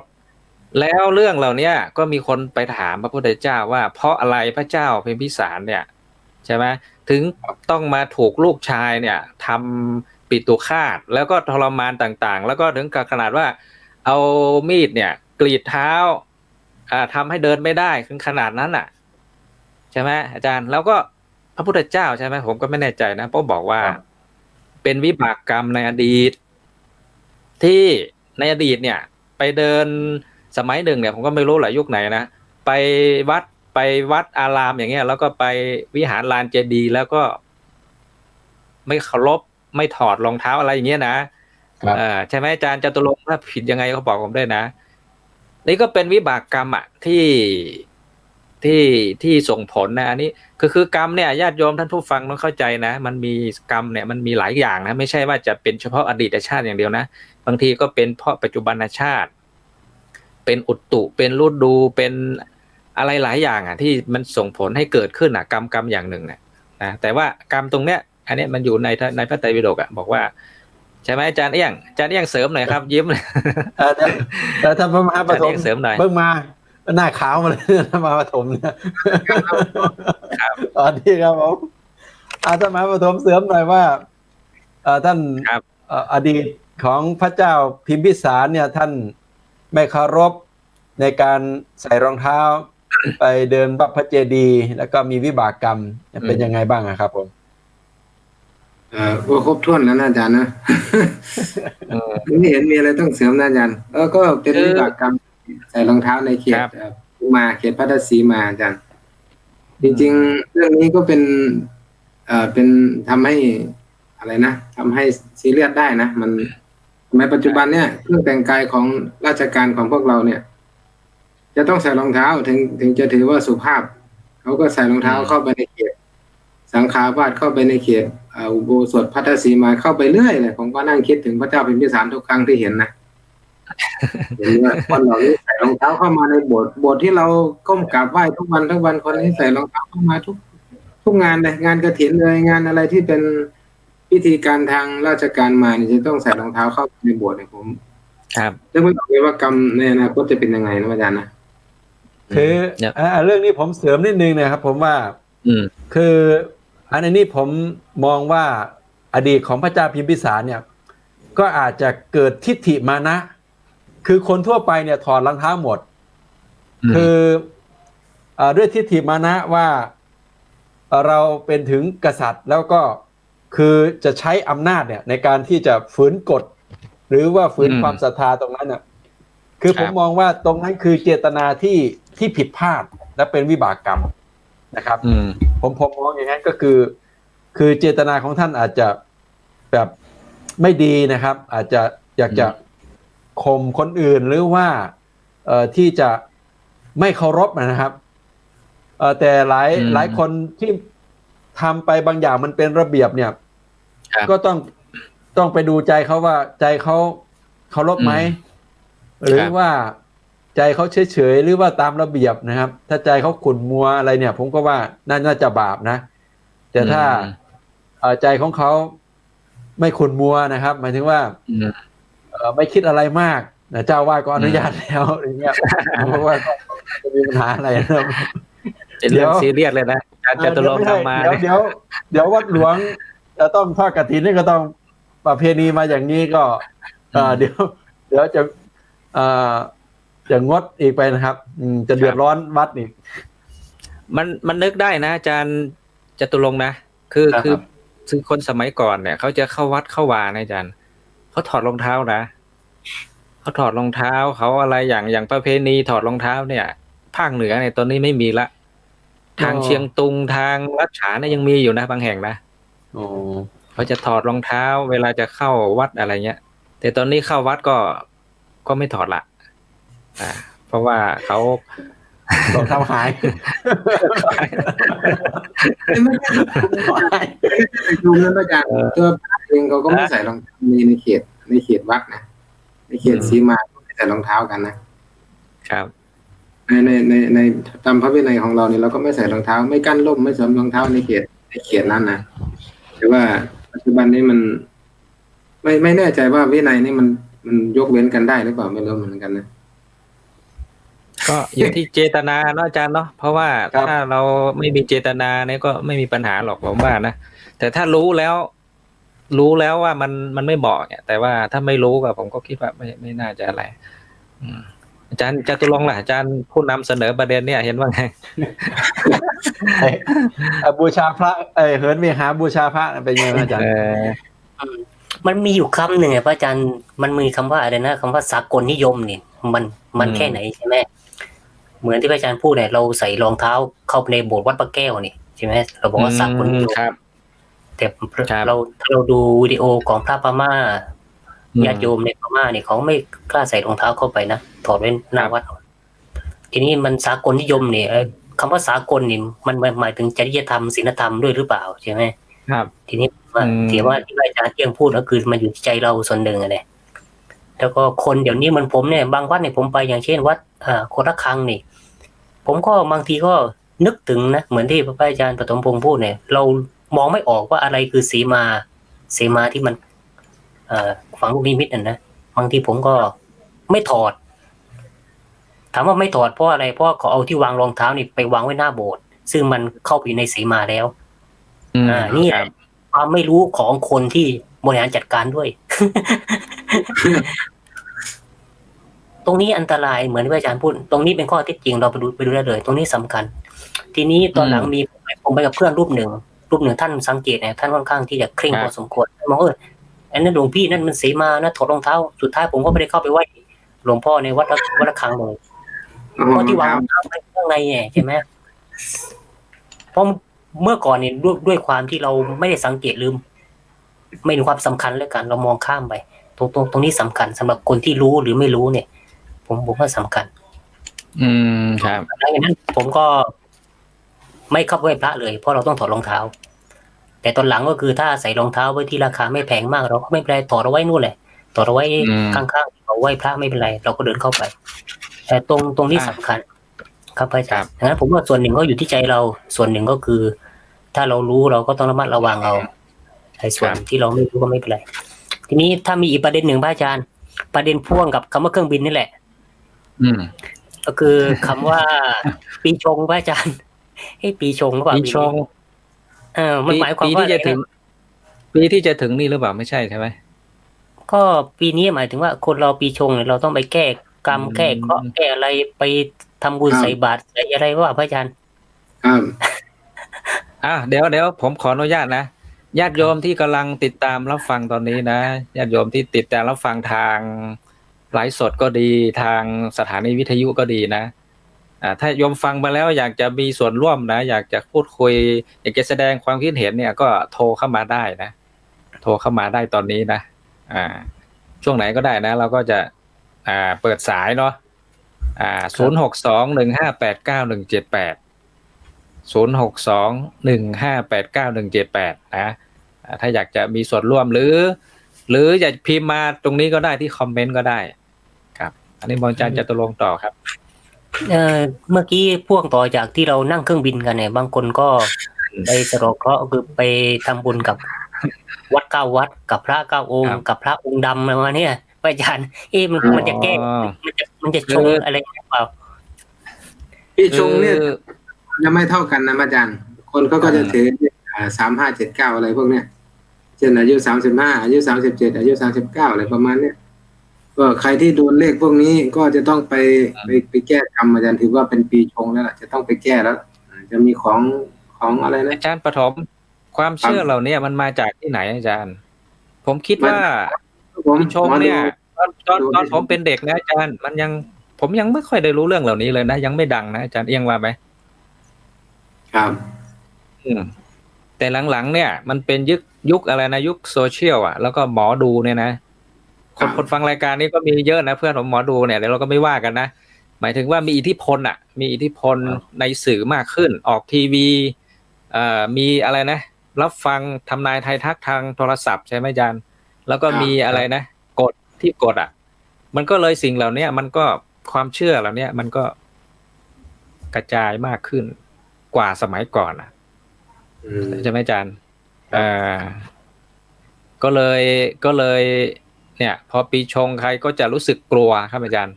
พอถึงอายุถึงวาระตัวเองเราจะรู้สึกกลัวก็จะต้องเชื่อไม่เชื่อก็ต้องไปทำยังไงให้มันสบายใจก่อนอาหารไปอะไรเอาของดำไปถวายใช่ไหมพระอะไรนะพระราหูไปถวายพระเนี่ยแล้วนิมนต์พระที่มารับก็จะต้องพระที่องค์ดำๆด้วยนะขาวอย่างอาจารย์ปฐมเนี่ยไม่ได้นะฮะ ไก่ดำใช่ไหมของดำไก่ดำอะไรผลไม้ดำองุ่นดำอะไรที่ดำทั้งหลายครับอาจารย์เป็นความเชื่อนะแต่ว่าตามหลักพุทธศาสนาล่ะเอาเราพูดตามหลักดีกว่าอาจารย์เอี้ยงครับพระพุทธเจ้าสอนยังไงใช่ไหมครับก็การให้ไม่ประมาทนั่นแหละครับแล้วก็ถ้าจะแก้ไขก็สวดมนต์นะอย่างที่เราเห็นว่าในอายุวัฒนกุมารเนี่ยจะอายุสั้นใช่ไหมครับก็อาศัยสวดพระปริตสวดมนต์อาจารย์เล่าเรื่องนี้ขยายนิดหนึ่งอาจารย์เรื่องราวเป็นยังไงที่อาจารย์พูดถึงอายุวัฒนกุมารเนี่ยอาจารย์นิดหนึ่งเอานิดหนึ่งอาจารย์ดร.จตุรงค์ช่วยผมหน่อย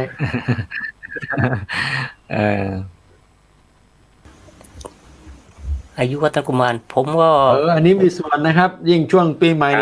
ยิ่งให้พรนะเป็นไปเป็นมายังไงคือมีอะไรนะมีพระอยู่รูปหนึ่งนะอาจารย์นะมาบวชและแกก็อยู่บวชมานานแล้วล่ะแล้วก็สึกไปนะครับอยากจะมีครอบครัวสึกไปแล้วก็ไปแต่งงานเป็นพราหมณ์นะครับแต่งงานปุ๊บก็มีลูกพอมีลูกปุ๊บเนี่ยนะฮะมีลูกปุ๊บเนี่ยเด็กน้อยเพิ่งเกิดมาใหม่ๆเนี่ยนะครับก็พาไปในยุคเรื่องนี้เกิดขึ้นในสมัยพระพุทธเจ้านะครับก็พาไปไหว้พระเพื่อนของตัวเองที่บวชมาสมัยเดียวกันนั่นนะพอไปไหว้ปุ๊บเนี่ยนะตัวเองพามาเป็นพ่อเนี่ยไหว้นะเพื่อนตัวเองเนี่ยก็ให้พรอายุวันโนสุขังพลังจงมีอายุยืนนะทีนี้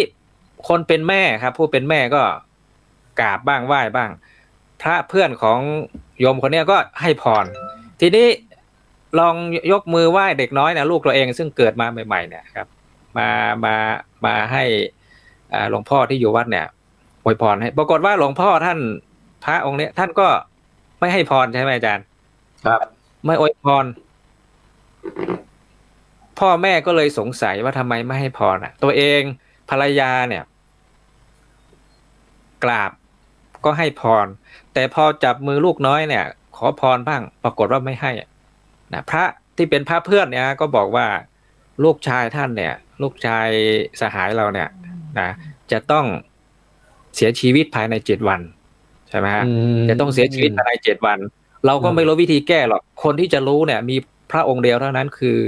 สมเด็จพระสัมมาสัมพุทธเจ้า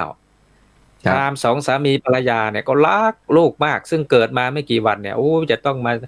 ตายภายใน7 วันเนี่ยก็รับไม่ได้เป็นห่วงลูกทำยังไงถึงจะให้ลูกมีชีวิตยืนยาวใช่ไหมก็เข้าไปหาพระพุทธเจ้าครับพระพุทธเจ้าก็เหมือนกันครับพอไหว้พระพุทธเจ้ากราบพระพุทธเจ้าก็ให้พรสามีพระพุทธเจ้าให้พรภรรยาก็ให้พรทีนี้จับมือลูกตัวเองลูกน้อยเนี่ยครับขอพรจากพระพุทธเจ้าพระพุทธเจ้าก็ไม่ให้พร พระพุทธเจ้าก็พูดอย่างเดียวกันนั่นแหละบอกว่าจะต้องอาจจะตายภายใน7 วันอะไรเงี้ยพราหมณ์สองสามีภรรยาก็เป็นห่วงให้ก็ขอวิธีแก้ไขจากพระพุทธเจ้าพระพุทธเจ้าก็แนะนำครับอาจารย์เอี้ยงอาจารย์ปฐมนะแนะนำยังไงแนะนำว่าบอกว่ากลับไปบ้านจัดประลัมพิธีแล้วก็เอาลูกน้อยเนี่ยไว้ตรงกลางแล้วก็นิมนต์พระสงฆ์พระภิกษุเนี่ยพระเนี่ยไปนั่งรอบเลยรอบเด็กน้อยแล้วก็สวดพระปริตนะสวดตลอด7 วันเลยนะไม่อะไรนะไม่ขาดตอนก็คือไม่หยุดตลอด7 วันอาจารย์ยังไม่ใช่ง่ายๆนะครับเราสวด1 ชั่วโมงนี่เราก็เหนื่อยแล้วนะสวดมนต์ข้ามปีนะใช่แต่ว่าพระพุทธเจ้าเนี่ยไม่ต้องกังวลพระพุทธเจ้าจัดพระไปให้ครับสวดตลอด7 วันเลยนะครับสวดตลอด7 วันเนี่ยพอวันที่7เนี่ยพระพุทธเจ้าก็เสด็จไปเองเลยครับคือมียักษ์ผมไม่แน่ใจน่าจะเป็นยักษ์นะยักษ์เนี่ยได้รับพรมาบอกว่าจะมาจับเด็กกินใช่ไหมอาจารย์ครับยักษ์หรือเทวดาไม่แน่ใจนะยักษ์นะยักษ์ยักษ์นะทีนี้ครับทีนี้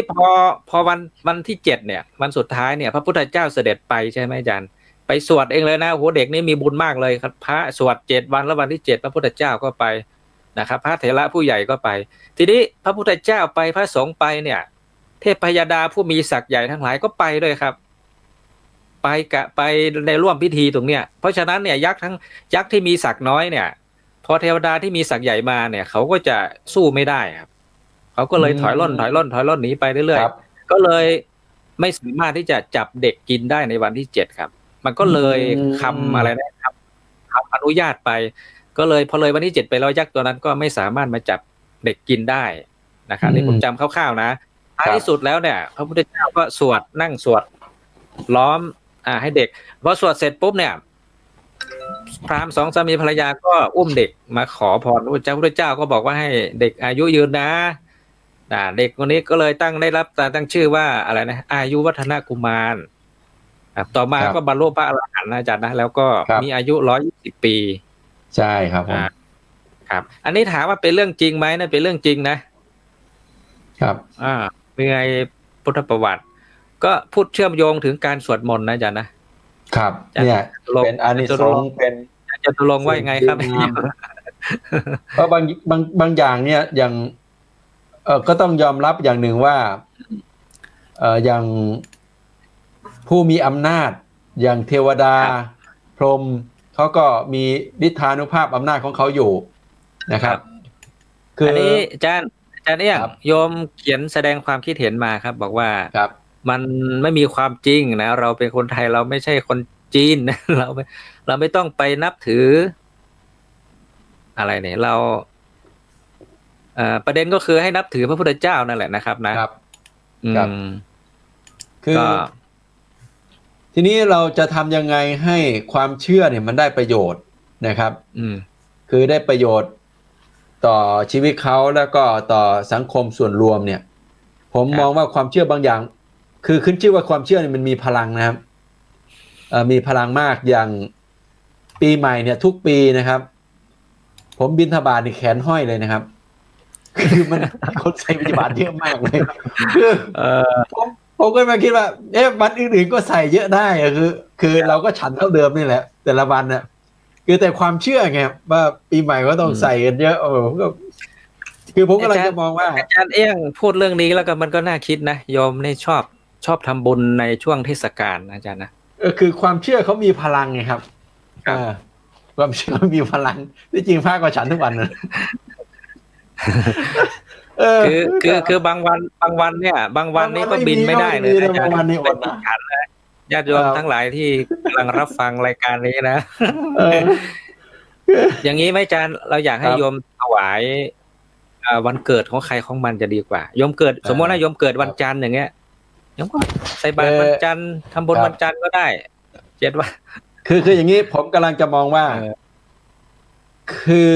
โอเคความเชื่อของคุณทำบุญปีใหม่คุณตั้งใจที่จะทำพร้อมกันเนี่ยคือนอกจากอาหารแล้วเนี่ยแต่ละวัดมันก็จะมีกองทุนภัตตาหารนะครับก็แปลงไปกองทุนก็ได้แต่ละวัดเนี่ยคือไม่จำเป็นต้องวัดเทียบลีลาหรอกวัดเทียบลีลานี่พระเนรก็เป็นร้อยนะครับก็คือคุณก็เอาแทนที่จะเป็นอาหารก็ถวายเป็นกองทุนเข้าไปก็จะได้เฉลี่ยวันหลังวันที่ไม่มีหรือวันที่อบรมบาลีมีกิจการพิเศษวัดก็จะได้เอากองทุนตรงนั้นเอามาใช้ได้แต่ถ้าอาหารปีใหม่เนี่ยนะครับคือยังไงต้องบริหารจัดการให้เสร็จภายในวันนั้นนะครับไม่งั้นมันก็บูดก็เน่าก็เสียก็ไม่ได้ประโยชน์นะถ้ามันเสียมันเน่าแล้วนะครับอันนี้ก็คือใช้ปัญญาเข้าไปเพื่อได้ประโยชน์มากขึ้นครับผมครับอาจารย์ปฐมพงศ์มีอะไรเพิ่มเติมหรือเปล่าครับแต่ประมาปฐมอย่างเดียวนะครับไม่มีพงนะอ๋อยังปฐมยังปฐมประเด็นไหนครับอาจารย์ครับคือการแก้ปีชงนี่พระอาจารย์ทำไมบางคนยังเชื่อเรื่องปีชงมากปีชงที่พระอาจารย์บอกว่า30 35 25 40 45 60 80 90ครับอาจารย์ความเชื่อเนาะมันมีมาตั้งแต่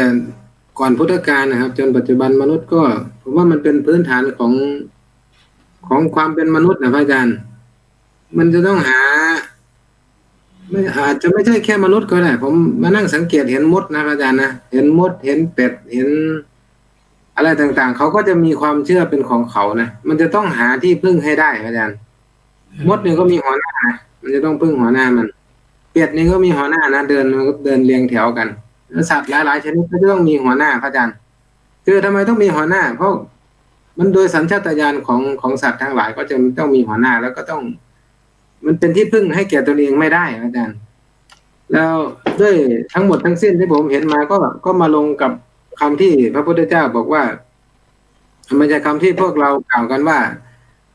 นัตถิเมสรนังอันยังพุทโธเมสรนังวรังนี่นะที่พึ่งอื่นของข้าพเจ้าไม่มีพระพุทธเจ้าเป็นที่พึ่งของข้าพระพุทธเจ้าอะไรเงี้ยพระธรรมพระสงฆ์เป็นที่พึ่งของข้าพเจ้าเงี้ยอันนี้ผมว่าในตอนที่พระพุทธเจ้าประกาศศาสนาแล้วก็เปลี่ยนมนุษย์จากการไปหาพึ่งอะไรอย่างอื่นๆนะพระอาจารย์ไปพึ่งในตอนนั้นอย่างที่ผมกล่าวไว้คราวก่อนนี้ก็คือมนุษย์เป็นอันมากเมื่อเกิดมีภัยคุกคามย่อมถือเอาป่าไม้บ้างอารามบ้างอารามและลูกขเจดีย์บ้างเนี่ยนะเป็นสรณะพระพุทธเจ้าก็กล่าวค้านเลยบอกว่าเนตังโขสรนังเขมังเนตังสรณะมุตตมังอันนั้นมันไม่ใช่สรณะอันนั้นมันไม่ใช่ที่พึ่งอันเกษมอันสูงสุดที่พึ่งอันเกษมอันสูงสุดคืออะไรก็คือพระพุทธพระธรรมพระสงฆ์อะไรอย่างนี้นะพระอาจารย์นะผมว่ามันก็ยังมีคนตกค้างมาจนถึงปัจจุบันนี้อย่างที่เราทราบกันดีว่าคนทั้งหลายที่จะมีสติมีปัญญาที่จะพอที่จะสามารถบรรลุธรรมได้นั้นก็เปรียบเสมือนเขาโคนะพระอาจารย์นะใน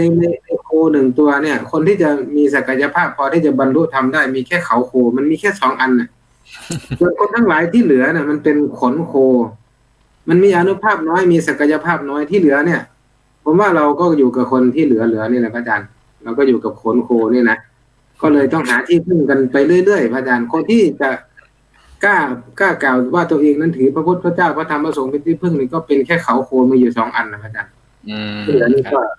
เยอะแยะมากมายเต็มโลกนี่นะพระอาจารย์นะก็ปีชงก็เลยไม่หายไปไหนก็คงจะอยู่ต่อไปในอนาคตในยุคอวกาศเนี่ยนะผมก็ยังงงเหมือนกันว่าเขาจะชงนี่มันจะแก้โดยวิธีการทำยังไงอาจจะขี่ยานอวกาศไป7 ดาว7 ดวงอะไรเงี้ยนะอาจจะไม่ใช่แค่ไหว้พระ9 วัดแล้วอาจจะเป็นดวงดาว9 ดวงไปเลยก็ได้พระอาจารย์คือความเชื่อของคนเราเนี่ยครับมันเกิดขึ้นเนี่ยเพราะว่ามันมีประโยชน์มีผลประโยชน์ครับอาจารย์ครับใช่ไหมคือผลประโยชน์มันเกิดขึ้น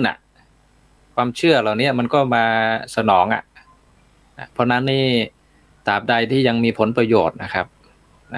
แม้แต่พูดก็พูดแม้แต่พระเราเองนะก็เป็นฝ่ายสนับสนุนเหมือนกันนะอาจารย์นะแล้วพูดตรงนี้มันก็จะกระทบอีกมันกระทบ แต่ผมมองนะถ้าเราคนที่เรียนรู้ศึกษา พระธรรมคำสอนของพระพุทธเจ้าเนี่ยอาจารย์ศึกษาจริงๆปฏิบัติจริงๆเขาจะไม่เชื่อเรื่องเหล่านี้ครับ ครับ เขาจะเชื่อเรื่องของการกระทำมากกว่า เพราะว่าหลักของการกระทำเนี่ยผลของกรรมเนี่ยมันเป็นหลักเป็นอัตลักษณ์เป็นแก่นเป็นคำสอนที่พระพุทธศาสนาไม่เหมือนศาสนาอื่นเพราะศาสนาเรานี่เป็นศาสนาที่เรียกว่าอะไรนะอาจารย์อเทวนิยมนะครับ ไม่อิงเทพเจ้าคือมีเชื่อว่าเทวดาอะไรมีนะแต่ว่าไม่ได้สอนให้ไปเชื่อหัวปากหัวปั๊มนะแต่ว่าให้สอนให้พึ่งตัวเองเป็นหลักโดยเฉพาะปีใหม่นี่นะอาจารย์จตุรงค์นะครับแล้วก็หลายคนก็จะไปขอพร ครับ ขอพรที่ไหนเจ๋งที่ไหนเฮงนะอาจารย์นะบางคนก็รวยนะอาจารย์งวดนี้นะ19มาแรงนะที่นะ โควิดใช่ไหม ลูกศิษย์วัดอาจารย์ ครับ ก็ว่ากันไปนะอาจารย์นะเราก็ทำหน้าที่นะถ้าพระเราไม่แนะนำไม่แสดงความคิดเห็นเรื่องเหล่านี้มันก็จะเชื่อกันไปอย่างนี้อาจารย์นะเชื่อไปแล้วก็ปัญญามันก็ไม่เกิดใช่ไหมเราก็ต้องยืนหลักยืนของเราไว้นะเขาเรียกอะไรนะถ้าเชื่อเรื่องเหล่านี้ไปเรื่อยๆนะอาจารย์มันก็จะไกลจากสัมมาทิฏฐิไปเรื่อยๆครับใช่แล้วก็อันนึงซึ่งก็ถือว่าเราประยุกต์นะครับประยุกต์กับความเชื่อเดิมๆที่ว่าก่อนเข้าดาวเนี่ยก็ส่งท้ายปีเก่าต้อนรับปีใหม่ด้วยการสวดมนต์ข้ามปีนะครับซึ่งแต่ก่อนสวดมนต์ข้ามปีก็ยังไม่ดังนะครับอาจารย์ตอนเนี้ยก่อนหน้านี้มีหลายคนเขาบอกว่าสวดมนต์พระสวดมนต์กันทั้งประเทศน่ะโควิดก็ไม่หายหรอกเนี่ยอาจารย์มองยังไงเนี่ยมองยังไงสวดมนต์นี่มันรักษาโควิดให้หายได้จริงเลยอาจารย์มันหายไปจากใจครับแบบไปหายไปจากความวิตกกังวลนะครับผมอาจารย์จตุรงค์มองยังไงช่วงที่ไม่สวดมนต์นี่ก็อาจจะไอหน่อยก็คิดว่าจะเป็นโควิดบางทีอาจารย์อย่าพูดอย่างนั้นนะครับขนาดผมฝันยังฝันว่าโควิดเลยนะครับเพราะว่าจริงๆมันเรื่องของโควิดในความกังวลเนี่ยมันแพร่ระบาดไปเยอะนะครับครับเพราะนั้นโควิดมันก็อยู่ในส่วนโควิดนะครับความตายมันก็อยู่ในส่วนของความตายนะครับธรรมชาติมันก็อยู่ส่วนของมันนี่แหละแต่ว่าการที่เราจะพัฒนาจิตใจเนี่ยการสวดมนต์ช่วยได้เยอะครับผมคือสวดไปเข้าใจความหมายไปด้วยนะอาจารย์นะจิตเป็นสมาธิเนี่ยมันก็ทำให้จิตเป็นสมาธิเนี่ยมันก็ทำให้เข้าใจธรรมชาติความจริงสัจธรรมอะไรมากขึ้นใช่ไหมอาจารย์เรียกสติสัมปชัญญะกลับมานะครับคนที่บอกว่าอะไรนะสวดมนต์ไม่มีประโยชน์อะไรเนี่ยก็ต้องหันมานะอย่าคุณไม่เชื่อก็ไม่เป็นไรแต่ว่าคุณได้ทดลงมือมาสวดกันหรือยังใช่ไหมอาจารย์อันนึงที่ผมชื่นชมของการสวดมนต์ข้ามปีก็คือว่าเราอยู่ในสถานที่ที่อย่างน้อยเสียงสวดมนต์เนี่ยก็เป็นกุศโลบายทำให้ใจสงบนะครับครับมีเรื่องที่ออกข่าวผมก็สลดใจคือไม่รู้จักกันมาก่อนนะครับแต่ว่าไปกินข้าวในร้านเหล้าก็เลยถูกเขาเนี่ยมาตีแทบสาหัสเลยนะครับเป็นหนุ่มหน้าตาดีที่ว่าโดนลมนั่นนะครับเขาก็ไปจับวัยรุ่นที่มาตีว่าทำไมไปตีเขาก็บอกว่าเมาขาดสติเนี่ยผมเลยมองว่าคือขนาดว่าไปอยู่ในสถานที่ที่เป็นร้านเหล้าซึ่งมีคนเมาที่ขาดสติเนี่ยชีวิตก็เสี่ยงแล้วครับผมก็เลยการสวดมนต์ข้ามปีเนี่ยเรามาอยู่ในสถานที่ดีๆที่หลวงพ่อปัญญาหลวงพ่อพุทธทาสเนี่ยท่านพูดเป็นประจำนะครับมีเป็นลูกที่ดีมีเพื่อนที่ดีสถานที่ดีๆอย่างนะครับก็จะทำให้ชีวิตของเราเนี่ยเป็นมงคลนะมงคลอาจารย์เอี้ยงพูดถูกนะตรงคำว่า5 ดีของหลวงพ่อพุทธทาสเนี่ยเราเป็นธรรมะเป็นพรธรรมที่ดีนะอาจารย์เอี้ยงว่านะมีอะไรบ้างนะมี5 อย่างมีอะไรบ้างนะอาจารย์อาจารย์จตุรงค์ช่วยผมก็มีคิดดีพูดดีทำดีไปสู่สถานที่ดีๆ5 ดีของหลวงพ่อปัญญานะคิดดีพูดดีทำดี คบคนดีไปสู่สถานที่ดี ที่ดีเนี่ยไม่ใช่ว่าที่เราชอบนะครับ ๆอืม คืออาจารย์เชื่อไหมว่า คือคนเราขาดสติเนี่ยมันทำได้ทุกอย่างเนี่ยนะครับ ขนาดผมไปเดินอยู่เนี่ย ผมเดินผ่านคนเมาเนี่ย คือเรารู้เลยว่าเราไม่รู้จักเขา แต่ด้วยความที่เขาเมาเนี่ยเขาก็จะพูดแบบขาดสตินะครับ ผมก็เลยมาคิดว่าชีวิตคนเราเนี่ย ถ้าเมาแล้วนี่มันตกอยู่ในความเสี่ย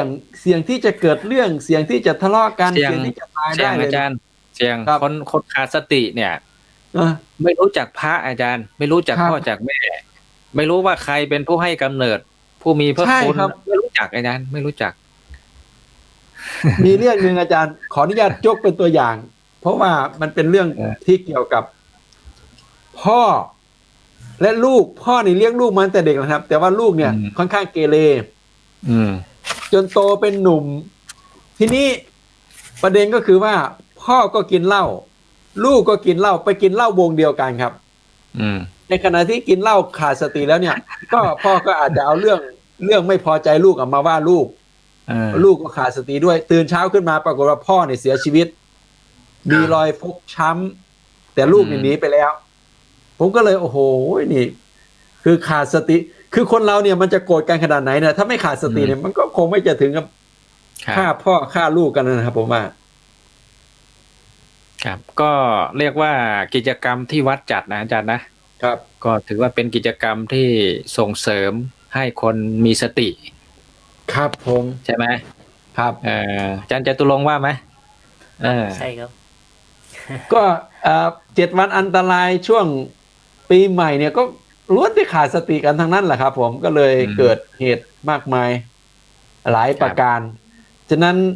ถ้าเรามีกิจกรรมที่ส่งเสริมในให้คนทำเพื่อไม่ขาดสติ ผมก็ยอดเยี่ยมแล้วครับผม ใช่ ก็คือยุคปัจจุบันนะยุคปัจจุบันนี่มันเป็นสถานการณ์ที่ไม่ปกตินะครับ ก็เราต้องระมัดระวังดูแลเทคแคร์ตัวเองเป็นพิเศษ เพราะว่ามันสถานการณ์โรคกำลังระบาด ครับ ก็ไม่แน่ว่าข้ามปีเนี่ย มันจะทะลุไปเป็นหลายพันเป็นหมื่นเราก็ไม่รู้ แต่ว่าไม่พูดตรงนี้ไม่ได้มาให้ญาติโยมผู้ฟังนี่วิตกกังวลนะ ให้เราเตรียมอะไรไว้ เตรียมยาเตรียมอะไรไว้นะ คือเป็นแล้วถ้าสมมติว่าโรงพยาบาลมันไม่พอเนี่ย เราจะช่วยตัวเองพึ่งตัวเองยังไง พาราเซตามอลมันก็ช่วยได้นะ ต่างประเทศเนี่ยโรคโควิด มันกินมันเป็นแล้วมันยังหายนะอาจารย์จตุรงค์นะยังหายนะ ไม่ใช่ว่าไม่หายนะนอกจากว่าคนที่ภูมิคุ้มกันนั่นจริงๆอ่อนแอจริงๆแต่ให้เตรียมอะไรยาเตรียมกินอาหารเป็นยาเป็นสมุนไพรเป็นสมุนไพรต่างๆนะอาจารย์นะที่เรานั่นน้อยครับ ทีนี้เรา นาทีวิครับ ครับ คือตั้งแต่เกิดช่วงวิกฤตโควิดนะครับ มีผู้เสียชีวิต61 ราย ครับ แต่ช่วง7 วันอันตรายเนี่ยครับขนาดว่าเขามีโควิดนะครับ เสียชีวิตไปแล้ว74 รายครับ อุบัติเหตุ โอ้โห นี่แค่อุบัติเหตุนะแล้วก็ฆ่ากันอีก หลายร้อยนะ ฆ่า อา กั จารย์ ตายอีก มากกว่าโควิดอีกนะ มากกว่าโควิดอีกครับถ้าขาดสติเนี่ยมันหนักแล้วครับมัน ครับ เพราะฉะนั้นเราระวังตัวเรานี่แหละครับ รักษา ครับ สติสตังค์ไว้เนี่ยรักษาคุณงามความดีไว้ ถือว่าเป็นพรอันประเสริฐแล้วครับ ครับ ก็เราคุยมาสักพักหนึ่งแล้วนะอาจารย์นะเดี๋ยวขออนุญาตญาติโยมที่ติดตามรับฟังนะอยากจะโทรเข้ามาแสดงความคิดเห็นในรายการก็โทรเข้ามาได้ตอนนี้นะโทรเข้ามาได้ทุกช่วงเลยนะเพราะว่าญาติโยมที่ฟังอยู่ที่บ้านเนี่ยจากสถานีวิทยุเนี่ยก็อาจจะไม่คุ้นเคยนะเพราะว่าเพราะปกติรับฟังเนี่ยจากสถานีทางวัดฝายหินบ้างนะก็จะคุ้นเคยกับภาษาเมืองเหนือแล้วก็เบอร์โทรที่ใช้ประจำนะแต่ว่าอันนี้ถ่ายทอดสดจากกรุงเทพนะจากหลายที่นะจากหลายวัดนะ อยากจะมีส่วนร่วมถ้ายังไม่หลับนะเขาดาวด้วยการฟังยนโต้โลกจนถึงสว่างเนี่ยก็ โทรมาอันนี้เป็นเบอร์ที่ใช้ณขณะนี้นะแต่ว่าถ้าหลังเที่ยงคืนไปแล้วเนี่ยก็จะเป็นช่วงของท่านอาจารย์พระครูอภิวัตรวิกรมนะอาจารย์บรรยงกับคณะทีมงานนะก็จะอยู่ต่อนะฟังธรรมะยาวจนถึง7 โมงเช้าเลยนะ อาจารย์เอี้ยงจะอยู่เป็นเพื่อนก็ได้นะครับอาจารย์นะไม่ว่ากันนะ เอาโทรเข้ามาได้นะโยม06215891178นะ06215891178เรามีสปอตโฆษณาเนี่ยครับอ๋อครับใช่ครับอาจารย์จตุรงค์ครับนิมนต์ครับนิมนต์ต่อครับอาจารย์มีประเด็นก็ประเด็นเพิ่มเติมเลยครับก็คือบางคนก็มีความทุกข์พระอาจารย์เรามีความทุกข์ปุ๊บเราก็ไปสะเดาะเคราะห์ใช่ไหมไปไหว้พระไปขอพรไปสวดมนต์ไปเข้าดาวเข้าธรรมกันทีนี้บางคนก็ไม่มีวิธีการแบบนี้ไงครับคือเขาก็ไปหาสุราเมลัยใช่ไหมการพนันเปิดบ่อนเปิดอะไรกันเนี่ยไปแค่ปีชงกันในบ่อนดื่มเหล้าเมายาครับเพราะบางคนเขามีความวิตกกังวลเนี่ยทีนี้ประเด็นก็คือว่าพระอาจารย์เราจะมีวิธีการแก้ความวิตกกังวลอะไรยังไงได้บ้างเศรษฐกิจมันก็ไม่ดีบางคนก็เสพข่าวติดสื่ออยู่เรื่อยๆใช่ไหมเศรษฐกิจไม่ดีเดี๋ยวโควิดจะมาไปขายกุ้งที่สนามหลวงตำรวจก็จับอีกลำบากหมดทำอะไรไม่ได้เลยพระอาจารย์อยากคิดว่าเราจะมีวิธีการแก้ความวิตกกังวลยังไงบ้างมนอาจารย์ปฐมก่อนครับอาจารย์แก้วิตกกังวลนะครับอาจารย์ผมว่าตอนนี้นะเท่าที่เราสัมผัสกันอยู่นี่นะบ้านเราเดี๋ยวเข้ามาแล้วครับฮัลโหลเจริญพรนี่มีสายเข้ามานะพอดีเดี๋ยวขออภัยเนอเสียงออกยังไงนี่ออกแล้วอันนี้เป็นคนกรุงเทพค่ะอ๋อโยมอยู่กรุงเทพเหรอเมื่อก่อนนี้ก็จะเดินไปซื้อของกินที่วัดวิเศษการค่ะพอได้ยินพระครูวิกรมบอกว่าจะมีพระจากวัดวิเศษการมาออกก็คอยอยู่นะคะอ๋อเจริญพรเจริญพรก็เลยเพิ่งจะจดเบอร์ครบเนี่ยค่ะจดไม่ครบก็ดีใจค่ะจะได้ฟังพระจากกรุงเทพนะคะอ๋อโยมมาอยู่นี่สัก40 ปีแล้วค่ะอ๋อแล้วโยมตอนนี้ไปทำกิจกรรมที่ไหนโยมอยู่บ้านใช่ไหมไม่ได้อ๋อตอนนี้ก็จะ80แล้วค่ะก็ไม่ได้ไปไหนไปวัดใกล้ๆบ้านนี่เองค่ะอ๋อเขาโยมจ้ะเขาโยมอวยพรให้ผู้ฟังที่กำลังรับฟังตอนนี้หย่อยโยมนะอยากได้พรกับลูกเจ้ามากกว่าอ๋อเดี๋ยวโยมอวยพรให้พระก่อนเดี๋ยวพระอวยพรให้โยมอีกทีหนึ่งโยมผ่านปีใหม่มาเยอะกว่านะแต่80 กว่าปีแล้วเนี่ยใช่โยมอายุเท่าไหร่นะอายุเท่าไหร่แล้วนี่79 ปีกับ6 เดือนค่ะโอ้ยสาธุขอให้120นะโยมนะอายุเยอะ120เลยนะถ้าได้ก็ดีไม่รู้คงจะเดินไม่ไหว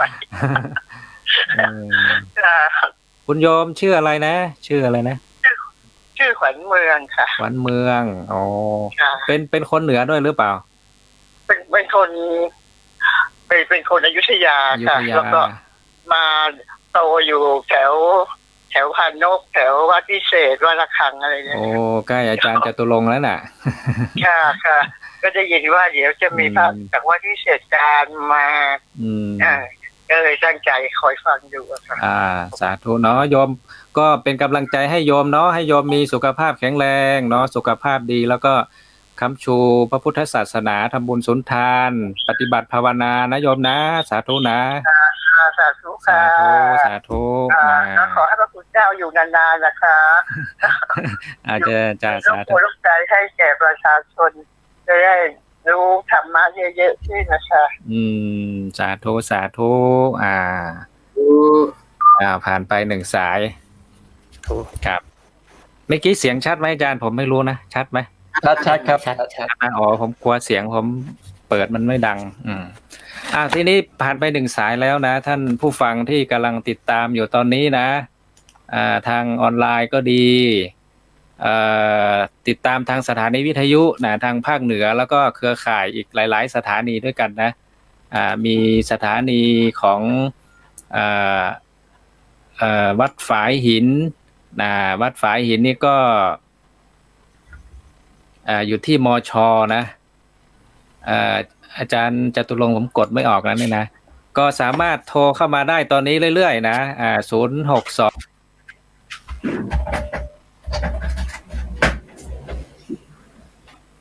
อ้าวอาจารย์ท่านเด้งไปแล้ว โอเคครับเป็นไงบ้างเอาพระอาจารย์ปฐมพงศ์เมื่อกี้คำถามค้างอยู่ครับเป็นไงบ้างครับอาจารย์เมื่อกี้ผมกำลังจะว่าอะไรนะเรื่องตรงไหนนะอาจารย์ผมลืมแล้วเริ่มตรงที่ว่าคนเรานี่บางคนมีความวิตกกังวลพระอาจารย์วิตกกังวลเรื่องเศรษฐกิจการเมืองสังคมเรื่องโควิดนี่เราจะมีวิธีการแก้อะไรยังไงได้บ้างครับอาจารย์คือผมก็สังเกตมานานหลายปีนะอาจารย์ตั้งแต่สมัยผมอยู่ที่อื่นอยู่ที่ต่างประเทศผมก็มองกลับมาที่บ้านเราเนี่ยเรามองว่าในยุคนี้สื่อมันเร็วมากอาจารย์ในยุคที่สื่อเร็วเนี่ยแต่ว่าเราทำอะไรเหมือนเดิมการสติเรามีเท่าเดิมแต่ว่าความเป็นไปของสื่อมันเร็วขึ้นเนี่ยมันรับมือไม่ทันนะอย่างเช่นเราเข้าไปในล้อรถนะผมเคยเข้าไปในล้อรถไถตอนเป็นเด็กนะเข้าไปอยู่ข้างในแล้วเราก็คิดว่าเราจะวิ่งอยู่ข้างในแล้วก็ให้ล้อมันกลิ้งไปอย่างนี้นะแต่พอเราออกสตาร์ทไปได้สักพักเราจะวิ่งไม่ทันอาจารย์คราวนี้เราก็หัวทิ่มหัวตำบาดเจ็บถลอกปอกเปิดไปหมดเลยพระอาจารย์อันนี้ผมมานั่งคิดถึงปัจจุบันนี้เราไม่ได้ตั้งสติกับสื่อที่เกิดขึ้นสื่อทั้งหลายสื่อออนไลน์ทั้งหลายโซเชียลมีเดียทั้งหลายมีการนำเสนอข่าวแบบอะไรนะนาทีต่อนาทีนะอาจารย์แต่ก่อนนี้เราจะต้องได้ข่าวคนทำข่าวจะต้องเขียนข่าวภายใน1 วันให้เสร็จอย่างเงี้ยต้องตีพิมพ์เสร็จก่อนเที่ยงคืนกว่าจะส่งไปถึงมือผู้อ่านในวันพรุ่งนี้อะไรเงี้ยแต่ปัจจุบันเนี้ยมันข่าวมันออกเร็วมากแล้วก็มีทั้งข่าวที่เป็นความจริงและข่าวที่ไม่เป็นความจริงแต่ว่ามนุษย์เราก็มีความเชื่อไว้ก่อนนะเราเชื่อไว้ก่อนจริงไม่จริงเราค่อยไปหาความจริงกันทีหลังนี้นะแล้วเนี่ยผมว่าพวกเรากำลังอยู่ในยุคแบบนี้ยุคที่มันสมัยพุทธกาลเขามีคำที่กล่าวคำว่าการถือมงคลตื่นข่าวตอนนี้ผมเรียนนักธรรมผมก็ไม่เข้าใจนะว่าทำไมการถือมงคลตื่นข่าวมันน่ากลัวตรงไหนเพราะว่าสมัยนั้นเรายังนึกไม่ออกว่าการตื่นข่าวมันน่ากลัวยังไงแต่พอมาถึงยุคปัจจุบันนี้ยุคที่ในพื้นที่ที่เราอยู่มีโรคอะไรบางอย่างเกิดขึ้นแล้วผู้คนตกใจตื่นกลัวโดยไม่ได้สืบทราบหาความเป็นจริงหรือว่าต้นตอที่แท้จริงว่าเป็นยังไงมีวิธีการรักษาอะไรยังไงไหมป้องกันยังไงเนี่ยคือพอเราได้ยินข่าวปุ๊บสิ่งที่เราจะทำเป็นอย่างแรกก็คือการแชร์ข่าวนั้นให้คนอื่นคือเราเห็นแล้วมันตกใจมันน่ากลัวมากอย่างนี้เราก็ต้องมีเพื่อนตกใจไปกับเราละเราต้องแชร์ไปให้เพื่อนที่มันน่าจะตกใจละแชร์ถ้าไม่ตกใจเราไม่แชร์หรอกเราแชร์ให้คนที่แบบขวัญอ่อนๆจะได้ตกใจเป็นเพื่อนกันอันนี้ก็เกิดสภาวะคล้ายๆกันอาจารย์แล้วผมก็มองลึกๆไปว่าการที่สื่อทั้งหลายโซเชียลมีเดียทั้งหลายเนี่ยตราบใดที่ยังไม่มีจรรยาบรรณในการนำเสนอข่าวการนำเสนอข่าวที่มันรุนแรงนะอาจารย์เปิดไปสื่อตอนไหนตอนนี้เลยก็ได้สื่อไหนๆก็จะโชว์ความรุนแรงโชว์ความรุนแรงโชว์ความการฆ่ากันตายการบาดเจ็บการเกิดภัยพิบัติไอ้นู่นไอ้นี่อย่างเงี้ยผมมองว่านี่คือยาพิษที่สื่อทั้งหลายพากันเอาใส่เข้าไปในคนไทยเราลองคิดถึงต้นไม้ที่เรากำลังปลูกขึ้นมาเนี่ยแล้วเราเอายาพิษไปรดทุกวันมันมี2 ทางให้เลือก1ก็คือต้นไม้ตายเพราะยาพิษนะคนทั้งหลายอาจจะได้ยินข่าวเสพข่าวอยู่ทนฟังไม่ไหวก็หนีไปอยู่ที่อื่นหรือว่าลาโลกไปเลยก็มีแล้วก็2ก็คือต้นไม้นั้นไม่ตายแต่ว่าโตมากลายเป็นต้นไม้พิษนะครับคนทั้งหลายที่อยู่ในโลกในบ้านเราปัจจุบันเสพสื่อเข้ามาแล้วเขาไม่ตายเขายังอยู่ได้แต่ว่าลักษณะสภาพจิตใจของเขาเนี่ยเต็มไปด้วยสิ่งที่เขาเคยเห็นนะอาจารย์เราเคยฟังคนสวดมนต์ตอนเป็นเด็กโตมาเราก็สวดมนต์ได้เราก็ฟังคนร้องเพลงอยู่ไปเราก็ร้องได้เราเห็นคนทำไร่ทำนาปลูกผักต่างๆเราดูไปทุกวันวันหนึ่งเราก็ทำเป็นนี่เหมือนกันเราเห็นค คนเนี่ยมันฆ่ากันมันยิงกันมันกินเหล้าเมายามไปเที่ยวผับอย่างเงี้ยสิ่งที่คนเหล่านั้นจะทำก็คือการกินเหล้าเมายากันไปเที่ยวผับกันขับรถปาดหน้ากันแล้วก็ไปชกต่อยมันก็จะวนๆอยู่แถวเนี้ยอาจารย์ผมว่านี่คือต้นไม้พิษถ้าหากพวกเรารอดไปก็จะเป็นรอดแบบต้นไม้พิษตราบใดที่เรายังไม่เอาพระธรรมเข้าไปไม่เอาธรรมะหรือว่าไม่เอาคุณงามความดีของแต่ละศาสนาเข้าไปขัดเกลาชีวิตเหล่านั้นที่อยู่ได้โดยปราศจาก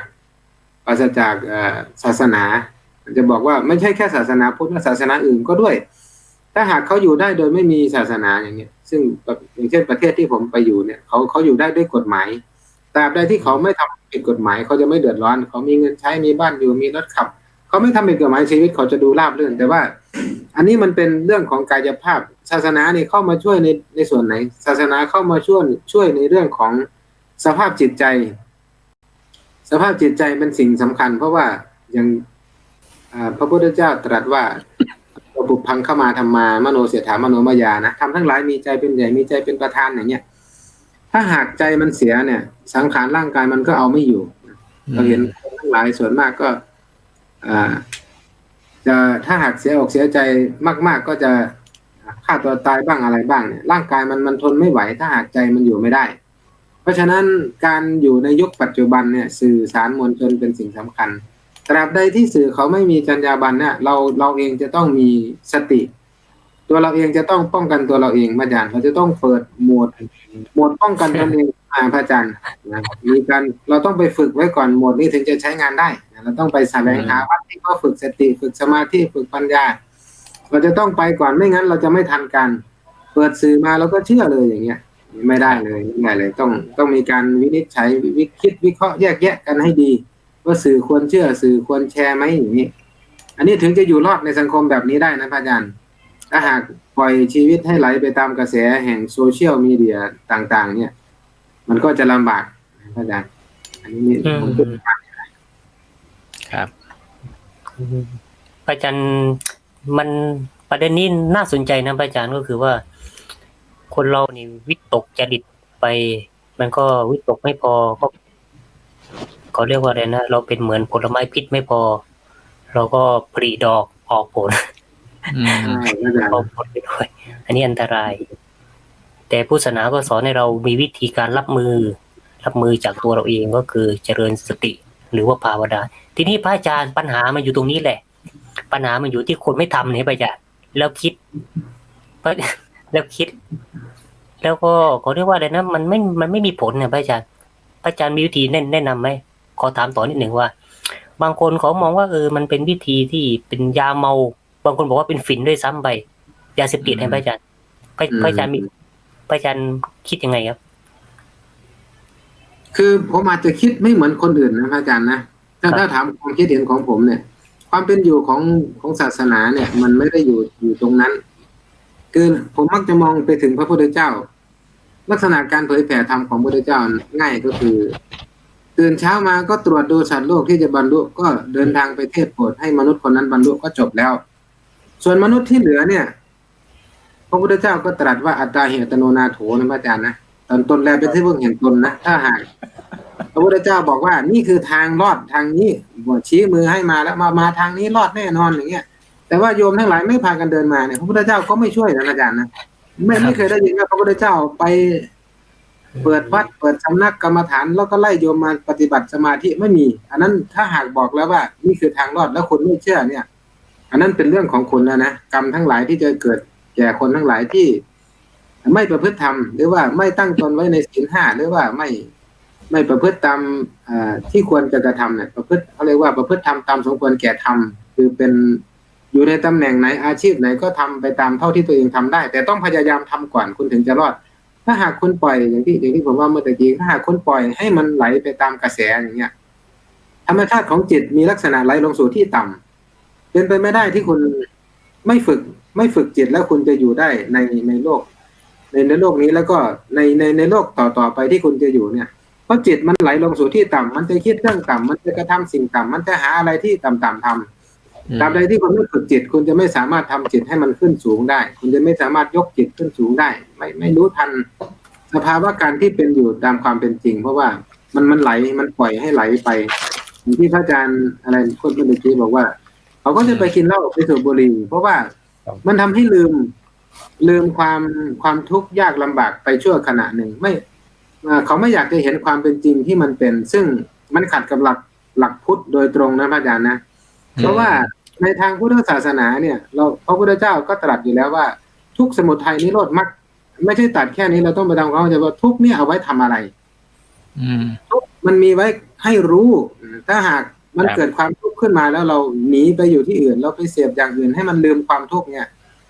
นี่คือคุณกำลังปิดบังความทุกข์กำลังจะพยายามสอนจิตใจให้รู้ว่าความทุกข์มันไม่มีอยู่จริงทั้งที่มันมีอยู่จริงอาจารย์ปฐมพงศ์อาจารย์ปฐมพูดถูกนะที่พระเจ้าท่านสอนนะที่อาจารย์ว่าอะไรนะทุกมีไว้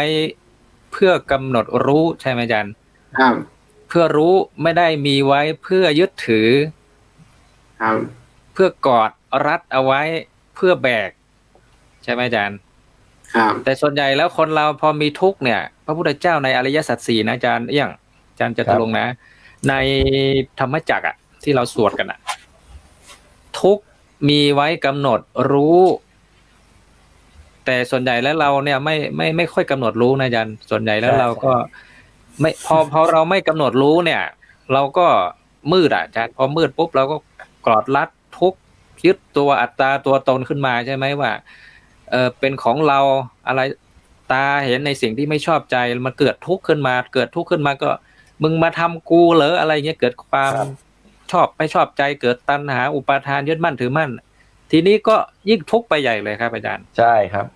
มันจะกำลังจะมองให้เห็นว่าสมมุติว่าถ้ามีเหวอยู่คือเราต้องรู้ทุกเนี่ยคือหมายถึงว่ารู้ว่าเหวมันอยู่ตรงไหนเราจะได้รู้วิธีหลีกเลี่ยงหรือวิธีทางที่มันถูกจะไม่ได้ไปตกเหวแต่คนเนี่ยไม่กำหนดรู้ทุกก็คือไม่รับรู้เลยว่าเหวเนี่ยมันอยู่ตรงไหนสภาพมันเป็นยังไงมันก็เลยมืดบอดนะครับผมครับแต่กี้ผมฟังอาจารย์พระมหาปฐมแล้วนึกถึงครั้งพุทธกาลครับเป็นยังไงครับอาจารย์จตุรงค์ครับคือพระมหาปฐมบอกว่าแม้แต่สัตว์มด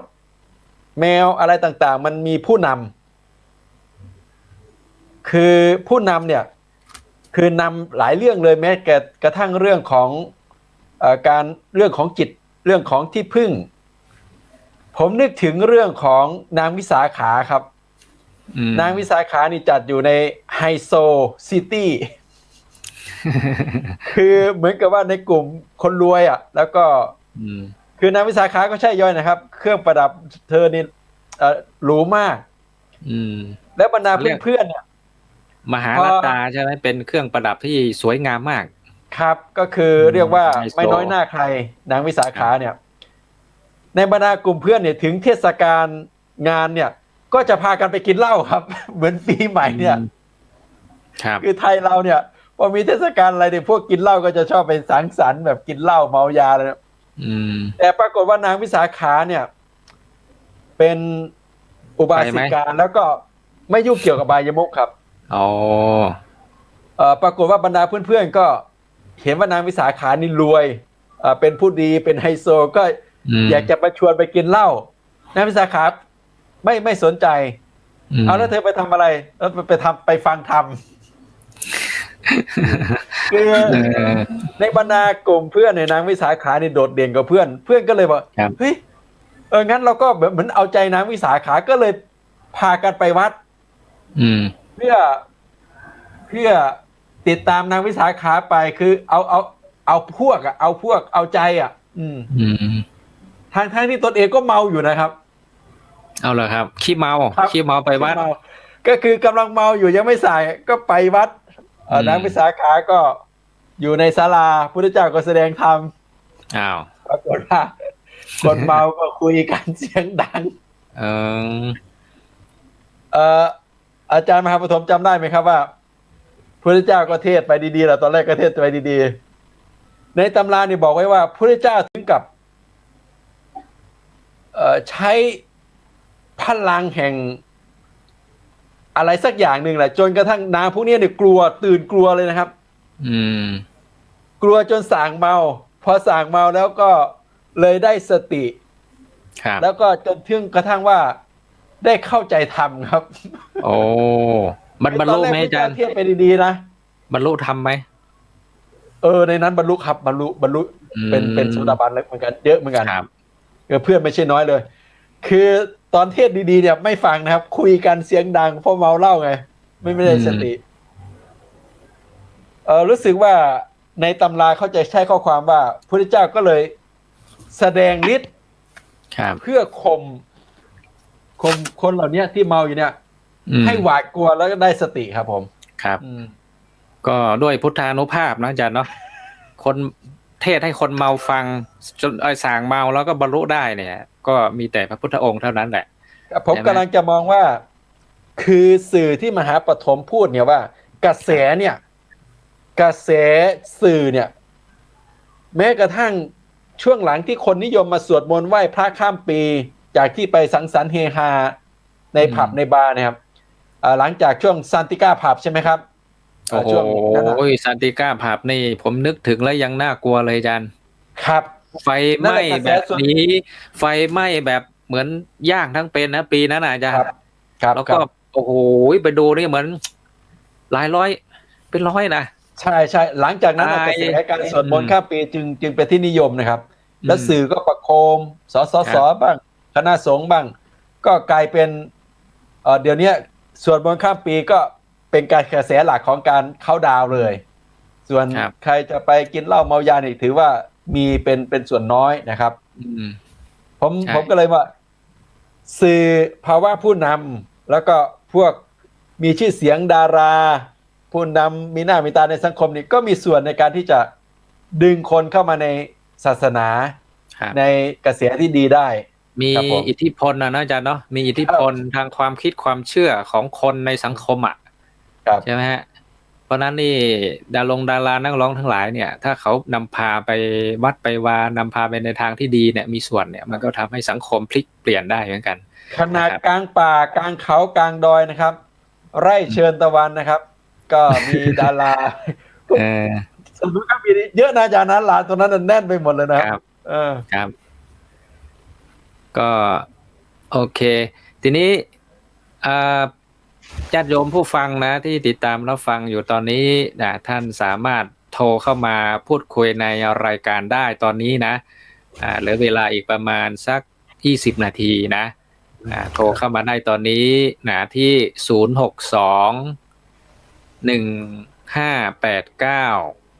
062-1589-178นะทวนอีกทีนะ062-1589-178นะตอนนี้ก็เหลือเวลาอีกสัก20นาทีนะสำหรับคณะทีมงานอาตมาภาพทั้งหลายนะเพราะว่าหลังจากที่จากนี้ไปก็จะเป็นอีกพระอาจารย์จากทีมของพระอาจารย์อภิวัตรพระครูอภิวัตรวิกรมนะก็จะต่อไปจนถึง7 โมงเช้าเลยโยมนะก็เป็นกำลังใจให้คณะอาตมาภาพด้วยนะแล้วก็คณะทีมงานที่อยู่ทางเชียงใหม่และเชียงรายลำพูนด้วยเรียกว่าฟังธรรมะโต้รุ่งมาแล้วนะฮัลโหล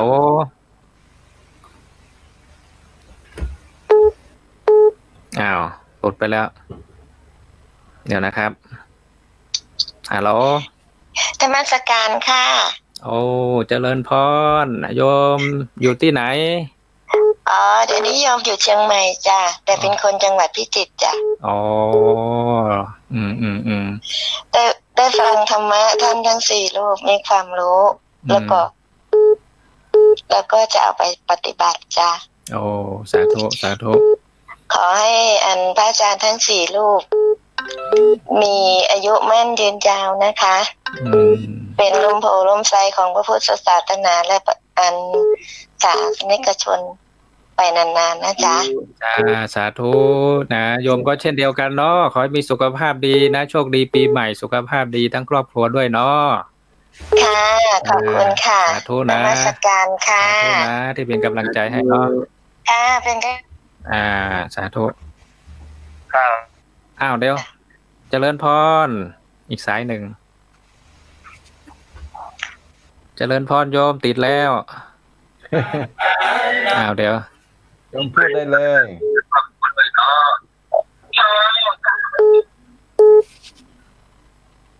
เดี๋ยวก่อนสายไหนไปสายไหนไม่รู้ครับเดี๋ยวเข้าไป เจริญพร กราบนมัสการเจ้า เอา ทุกตนทุกองค์โทรมาจากบ้านห้องเจ้า โอ้บ้านห้องละปูนเนาะ เจ้า ฟังเสียงฟังชัดก็ ทับเทียนดีเจ้า โอ้ชื่ออย่างน่ายมชื่ออย่าง ยมไม่ใส่ทองทันยะแก้วเจ้า โอ้ไม่แสงทองบ้านห้องเนาะ สายทองนะเจ้า สายทองเนาะเจ้า จะรอฉดบนข้ามปีเจ้า อ๋อยังมารับยังมารับเต้นอ ธรรมะเข้าใจดีบรรยายธรรมะเจ้า โอ้ ขออวยพรปีใหม่นะเจ้า เอาเลย สักก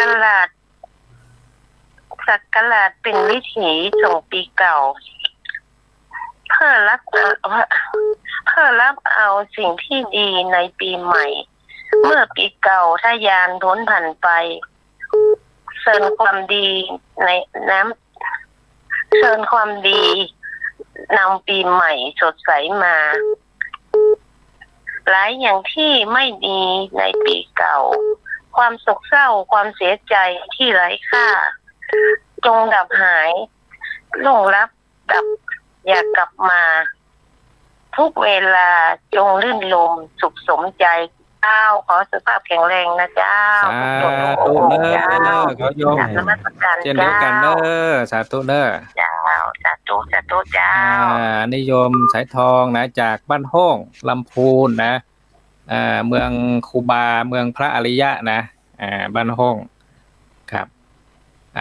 ญาติโยมนะที่ติดตามรับฟังรายการนี้เนาะจะอยู่ภาคเหนือก็ดีนะทางอีสานทางภาคกลางนะโทรเข้ามาตอนนี้ได้นะ062-1589-178นะ062-1589-178นะมาแล้วฮัลโหลเจริญปอนเงียบไปแล้วครับสายตัดไปแล้ว เอาโยมก็โทรเข้ามาได้เรื่อยๆนะตอนนี้ก็แป๊บหนึ่งนะครับเจริญปอนโอ้เจริญพรโยมชื่อยังโทรมาจากที่ไหนโยมพ่อบุญมีพ่อบุญลือเนาะบุญมีพูดจากจอมทองจังหวัดเชียงใหม่จอมทองเชียงใหม่เนาะเสียงฟังเสียงชัดดีก็ป่อเสียงชัดเจนดีครับเป็นร่างกายทุกรูปทุกหลงทุกองค์เลยสาธุเนอปอเนอโชคดีสุขภาพ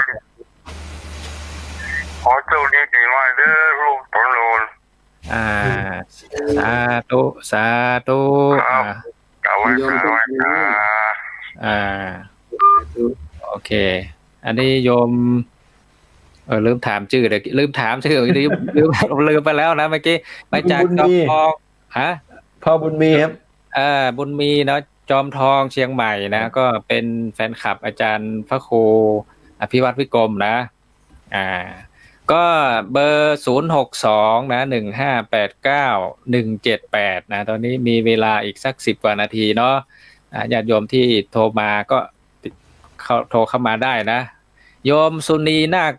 กฤษนะจากออสเตรเลียใช่ไหมก็โทรมาได้นะโยม แล้วก็โยมอะไรนะ4แล้วอาจารย์โยมชิตาเบิร์ดหรือเปล่าเนี่ยอันนี้อยู่อังกฤษนะครับนี่นะเป็นโยมอยู่ไบรตันนะก็แสดงว่าโยมเนี่ยรับฟังจากทั่วโลกนะครับนะก็อนุโมทนาทีนี้เราเหลือเวลาอีกน้อยหนึ่งนะครับอาจารย์ก็นิมนต์พระอาจารย์เราสรุปแล้วก็ให้พรโยมนะเดี๋ยวขออีกสักสายนะอาจารย์นะฮัลโหลเจริญปอนไหว้สาเจ้าท่านพระอาจารย์ทั้ง4 ตน 4 องค์เจ้าชื่อโยมแม่อย่าหน้าอยู่ที่ไหนชื่อโยมแม่จันเรือนใสอยู่บ้านเวียงตะการเวเจ้าฟังชัดอยู่นอแม่นอเจ้าฟังชัดดีฟังทางใดฟังทางวิทยุก็ฟังทางออนไลน์ทางใดก็ได้หมดเลยเจ้าวิทยุก็ฟังแม่ในเทคโนโลยีแล้วนี่ เกิดโตตาแล้วเนาะเอาจนเป็นน่ะเนาะ วันนี้อยู่ด้วยกันตอนแจ้งเนาะแม่เนาะวันนี้สู้ก่อน จนแจ้งเลยอ่ะวันเนี้ยจะรับละ โอ้อย่างนั้นอีก3 รูปก็ต้องอยู่นะครับ อีก3 รูปนะ วันนี้เป็นบุญเนอะได้ยินท่านมาคือธรรมะ4 ตน 4 องค์นี่นาอยู่กลุ่มต่างประเทศก็ได้ยินอยู่เนาะ โอ้ได้ยินแม่ได้ยินมันเนี่ยมันมีหูทิพตาทิพได้รู้ในหันมุดอันในโลกอันนี้เนาะขออันท่านทั้ง4 ตน 4 องค์นี่เป็นร่มโพร่มไทรของญาติโยมทั้งหลายเนอะสาธุสุขภาพแข็งแรงสมบูรณ์เป็นที่พึ่งของญาติโยมไปตลอดนะเจ้าปีหน้ามาป้ากันได้ไหมเนาะสาธุก็ขอปันป้อนแม่เนอะแม่ก็สุขภาพแข็งแรงอายุมั่นขวัญยืนเนอะสาธุไว้สาเจ้าสาธุสาธุผมเริ่มถามชื่อโยมอีกแล้วอันนี้มาเรื่อยๆนะครับอาจารย์ญาติโยมก็ฟังจากสถานีวิทยุนะครับอีกสักสายนะฮัลโหลเจริญพรเจ้ากับพระศาสเจ้าท่านพระครูทั้ง4 รูปเจ้าชื่อโยมเป็นอย่างหน้าแม่สุกแก้วบ้านศรีลาพรศรีเตี้ยบ้านโฮงหลับปูนนะเจ้าอยู่คนหลับปูนโทรมา2 สายแล้ววันนี้นะเจ้าติดตามอยู่เด้อติดตามตลอดนะเจ้าชัดเจนเลยนะเจ้าเด้อเข้าใจดีนะเจ้าขึ้น 98.75 นะชัดเจนดีนะเจ้ากลับไว้สาธุเจ้าสาธุนะสาธุเด้อแม่เด้อโชคดีปีใหม่เนาะ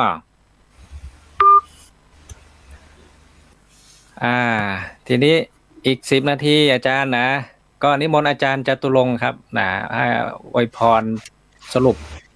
ท่านละ1-2 นาทีครับอาจารย์นิมนต์ครับนิมนต์อาจารย์จตุรงค์ก่อนครับให้ผมก่อนนะครับก็คิดว่าพูดสัก2 ประเด็นด้วยกันก็คือว่าเดี๋ยวขออีกสักสายเนาะเป็นสายสุดท้ายเนาะยมผู้ฟังเนาะฮัลโหลเจริญพรโยมแม่ละครชมกันการเจ้าโยมแม่ฟังจากที่ไหนฟังจากออนไลน์เจ้าฟังจากออนไลน์เนาะเจ้าชัดเจนดีเจ้าแม่นี่เทคโนโลยีทันสมัยขนาดเนาะวันนั่งรอสวดมนต์ข้ามปีเจ้าสวดที่ไหนน่ะสวดวัดอะไรนะวัดเวียงหนองล่องเจ้าเวียงหนองล่องละปูนเนาะเจ้า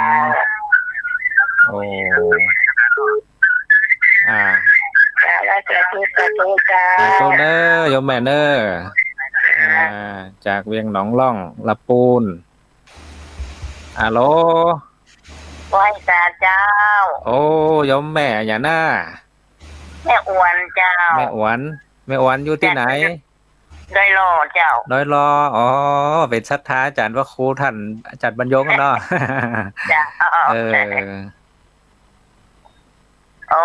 ฟังเข้าใจดีเนาะอ้วนดีฟีดไหว้ศาลทุกทีตัวกี่องค์นะเจ้าสาธุขอให้อายุมันยืนยาวเด้อสาธุเด้อกับลุงอายุไม่อ้วนเด้อไม่อ้วนเนาะเจ้าอายุไม่อ้วนอายุได้88แล้วเจ้าสาธุคือแม่อายุมันขวัญยืนสุขภาพแข็งแรงเด้อ100 ซาวเด้อแม่เด้อเจ้าเหมือนกันนะเจ้าตลอด64นะเจ้าสาธุเจ้าไหว้ศาลเจ้าสาธุ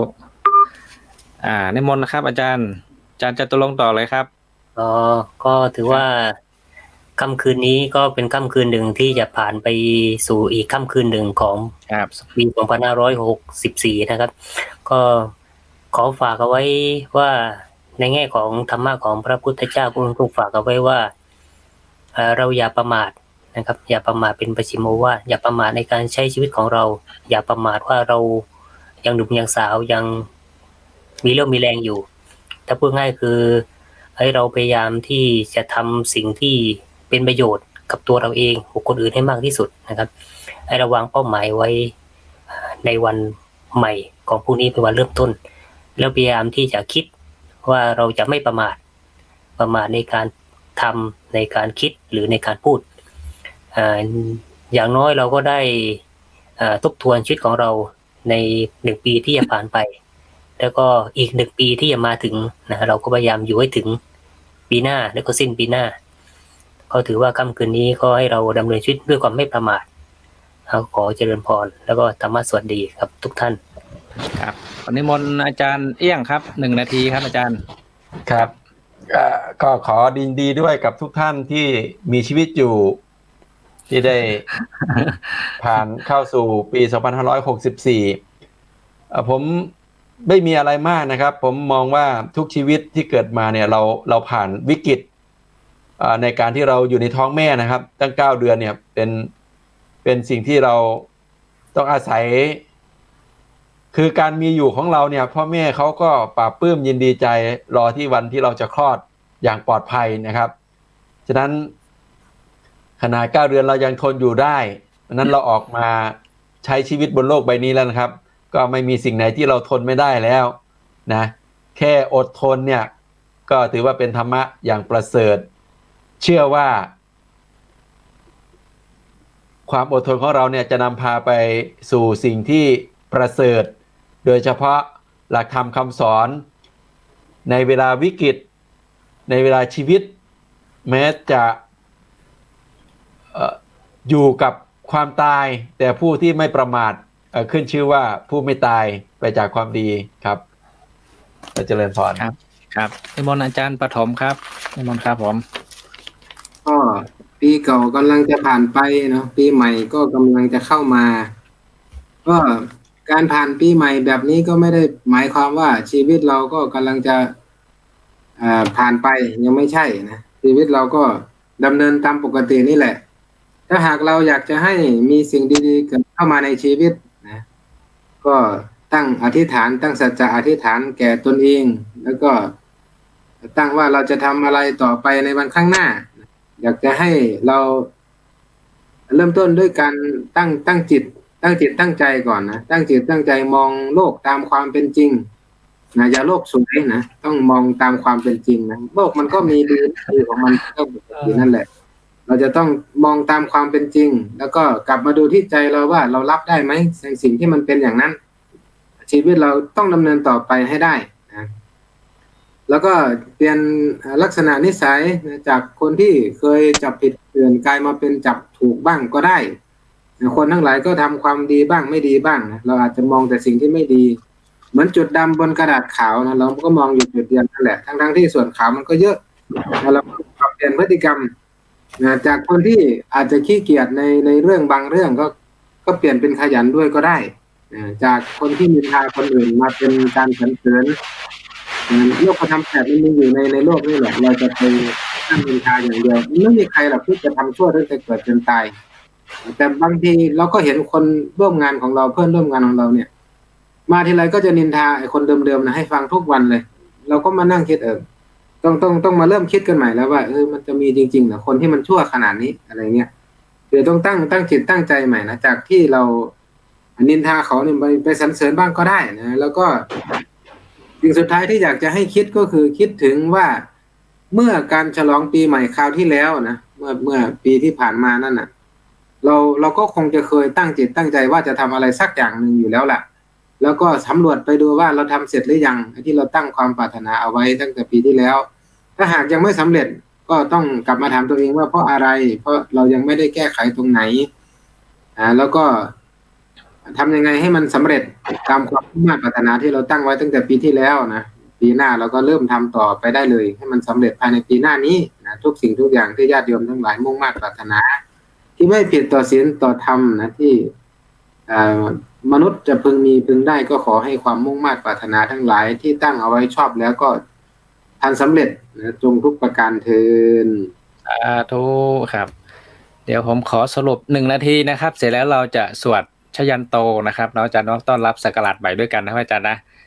สำหรับอาตมาภาพนะท่านผู้ฟังทั้งหลายก็อยากจะฝากพรปีใหม่ให้กับบรรดาท่านผู้ฟังว่าขอให้ทุกท่านเนี่ยมีสุขภาพดีมีอายุยืนแต่การที่จะมีสุขภาพดีมีอายุยืนเนี่ยเราจะต้องสร้างเหตุให้มันเกิดร่างกายสุขภาพดีมีอายุยืนด้วยทุกอย่างเลยถ้าเราไม่สร้างเหตุเราก็ไม่มีทางที่จะมีความอายุยืนได้นะอันนี้ประการแรกขอประการที่สองขอให้ท่านผู้ฟังมีปัญญานะคบหาบัณฑิตเป็นบุคคลแห่งการเรียนรู้เป็นสัมมาทิฏฐิประการที่สามขอให้สมความปรารถนานะด้วยการสร้างอิทธิบาทธรรมมีอธิษฐานธรรมนะแล้วก็ประการที่สี่ขอให้พบแต่คนดีพบแต่บัณฑิตมองในแง่ดีแล้วก็ชีวิตของเราก็จะพบแต่ความโชคดีสี่ข้อนี้แหละอาตมานะขอให้พรสี่ข้อนี้แหละนะท้ายที่สุดนี้ก็ขอให้ทุกท่านนะปีใหม่ที่จะถึงอีกไม่กี่วินาทีข้างหน้านี้นะขอให้ท่านผู้ฟังผู้ติดตามรายการทุกท่านจงมีสุขภาพแข็งแรงสมปรารถนาสิ่งใดที่ตั้งใจปรารถนาที่อยากจะทำให้มันดีขึ้นเปลี่ยนแปลงพัฒนาขึ้นก็ให้ตั้งใจให้ดีนะแล้วก็ดูแลสุขภาพตัวเองนะพ้นจากข้อจากโรคจากโศกจากโรคจากภัยทั้งหลายทั้งปวงเหมือนกันทุกท่านทุกคนเทินเดี๋ยวเราสวดชยันโตให้นะชยันโตทิยามูเลสกายานันเยวะปัตโนเอวังตวังวิชโยยิชยาสุชยมังคะเลอปลาชิตาลังเกสิเส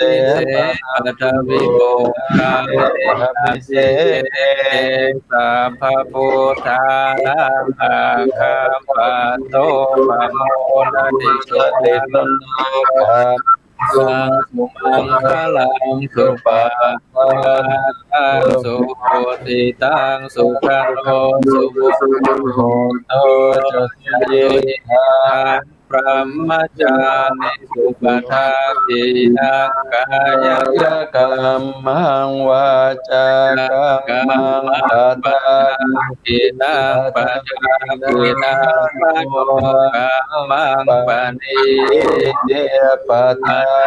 อินาปุตตะอินานิกัตวานังลา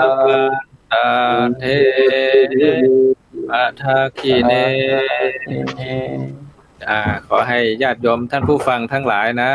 มีสุขภาพดีแข็งแรงนะประสบแต่ความโชคดีในวาระเดถีขึ้นปีใหม่ทุกท่านทุกคนเลยนะก็ขออาตมาภาพทั้ง4รูปก็ขออนุญาตขอตัวไว้แต่เพียงเท่านี้ก่อนเนาะแล้วพบกันในโอกาสหน้าอีกสักครู่หนึ่งนะก็ขอนิมนต์ท่านอาจารย์พระครูอภิวัตรวิกรมนะก็เข้ามาในสายแล้วนะจะได้ต่อเลยนะกับขอกราบอาราธนานิมนต์ครับผม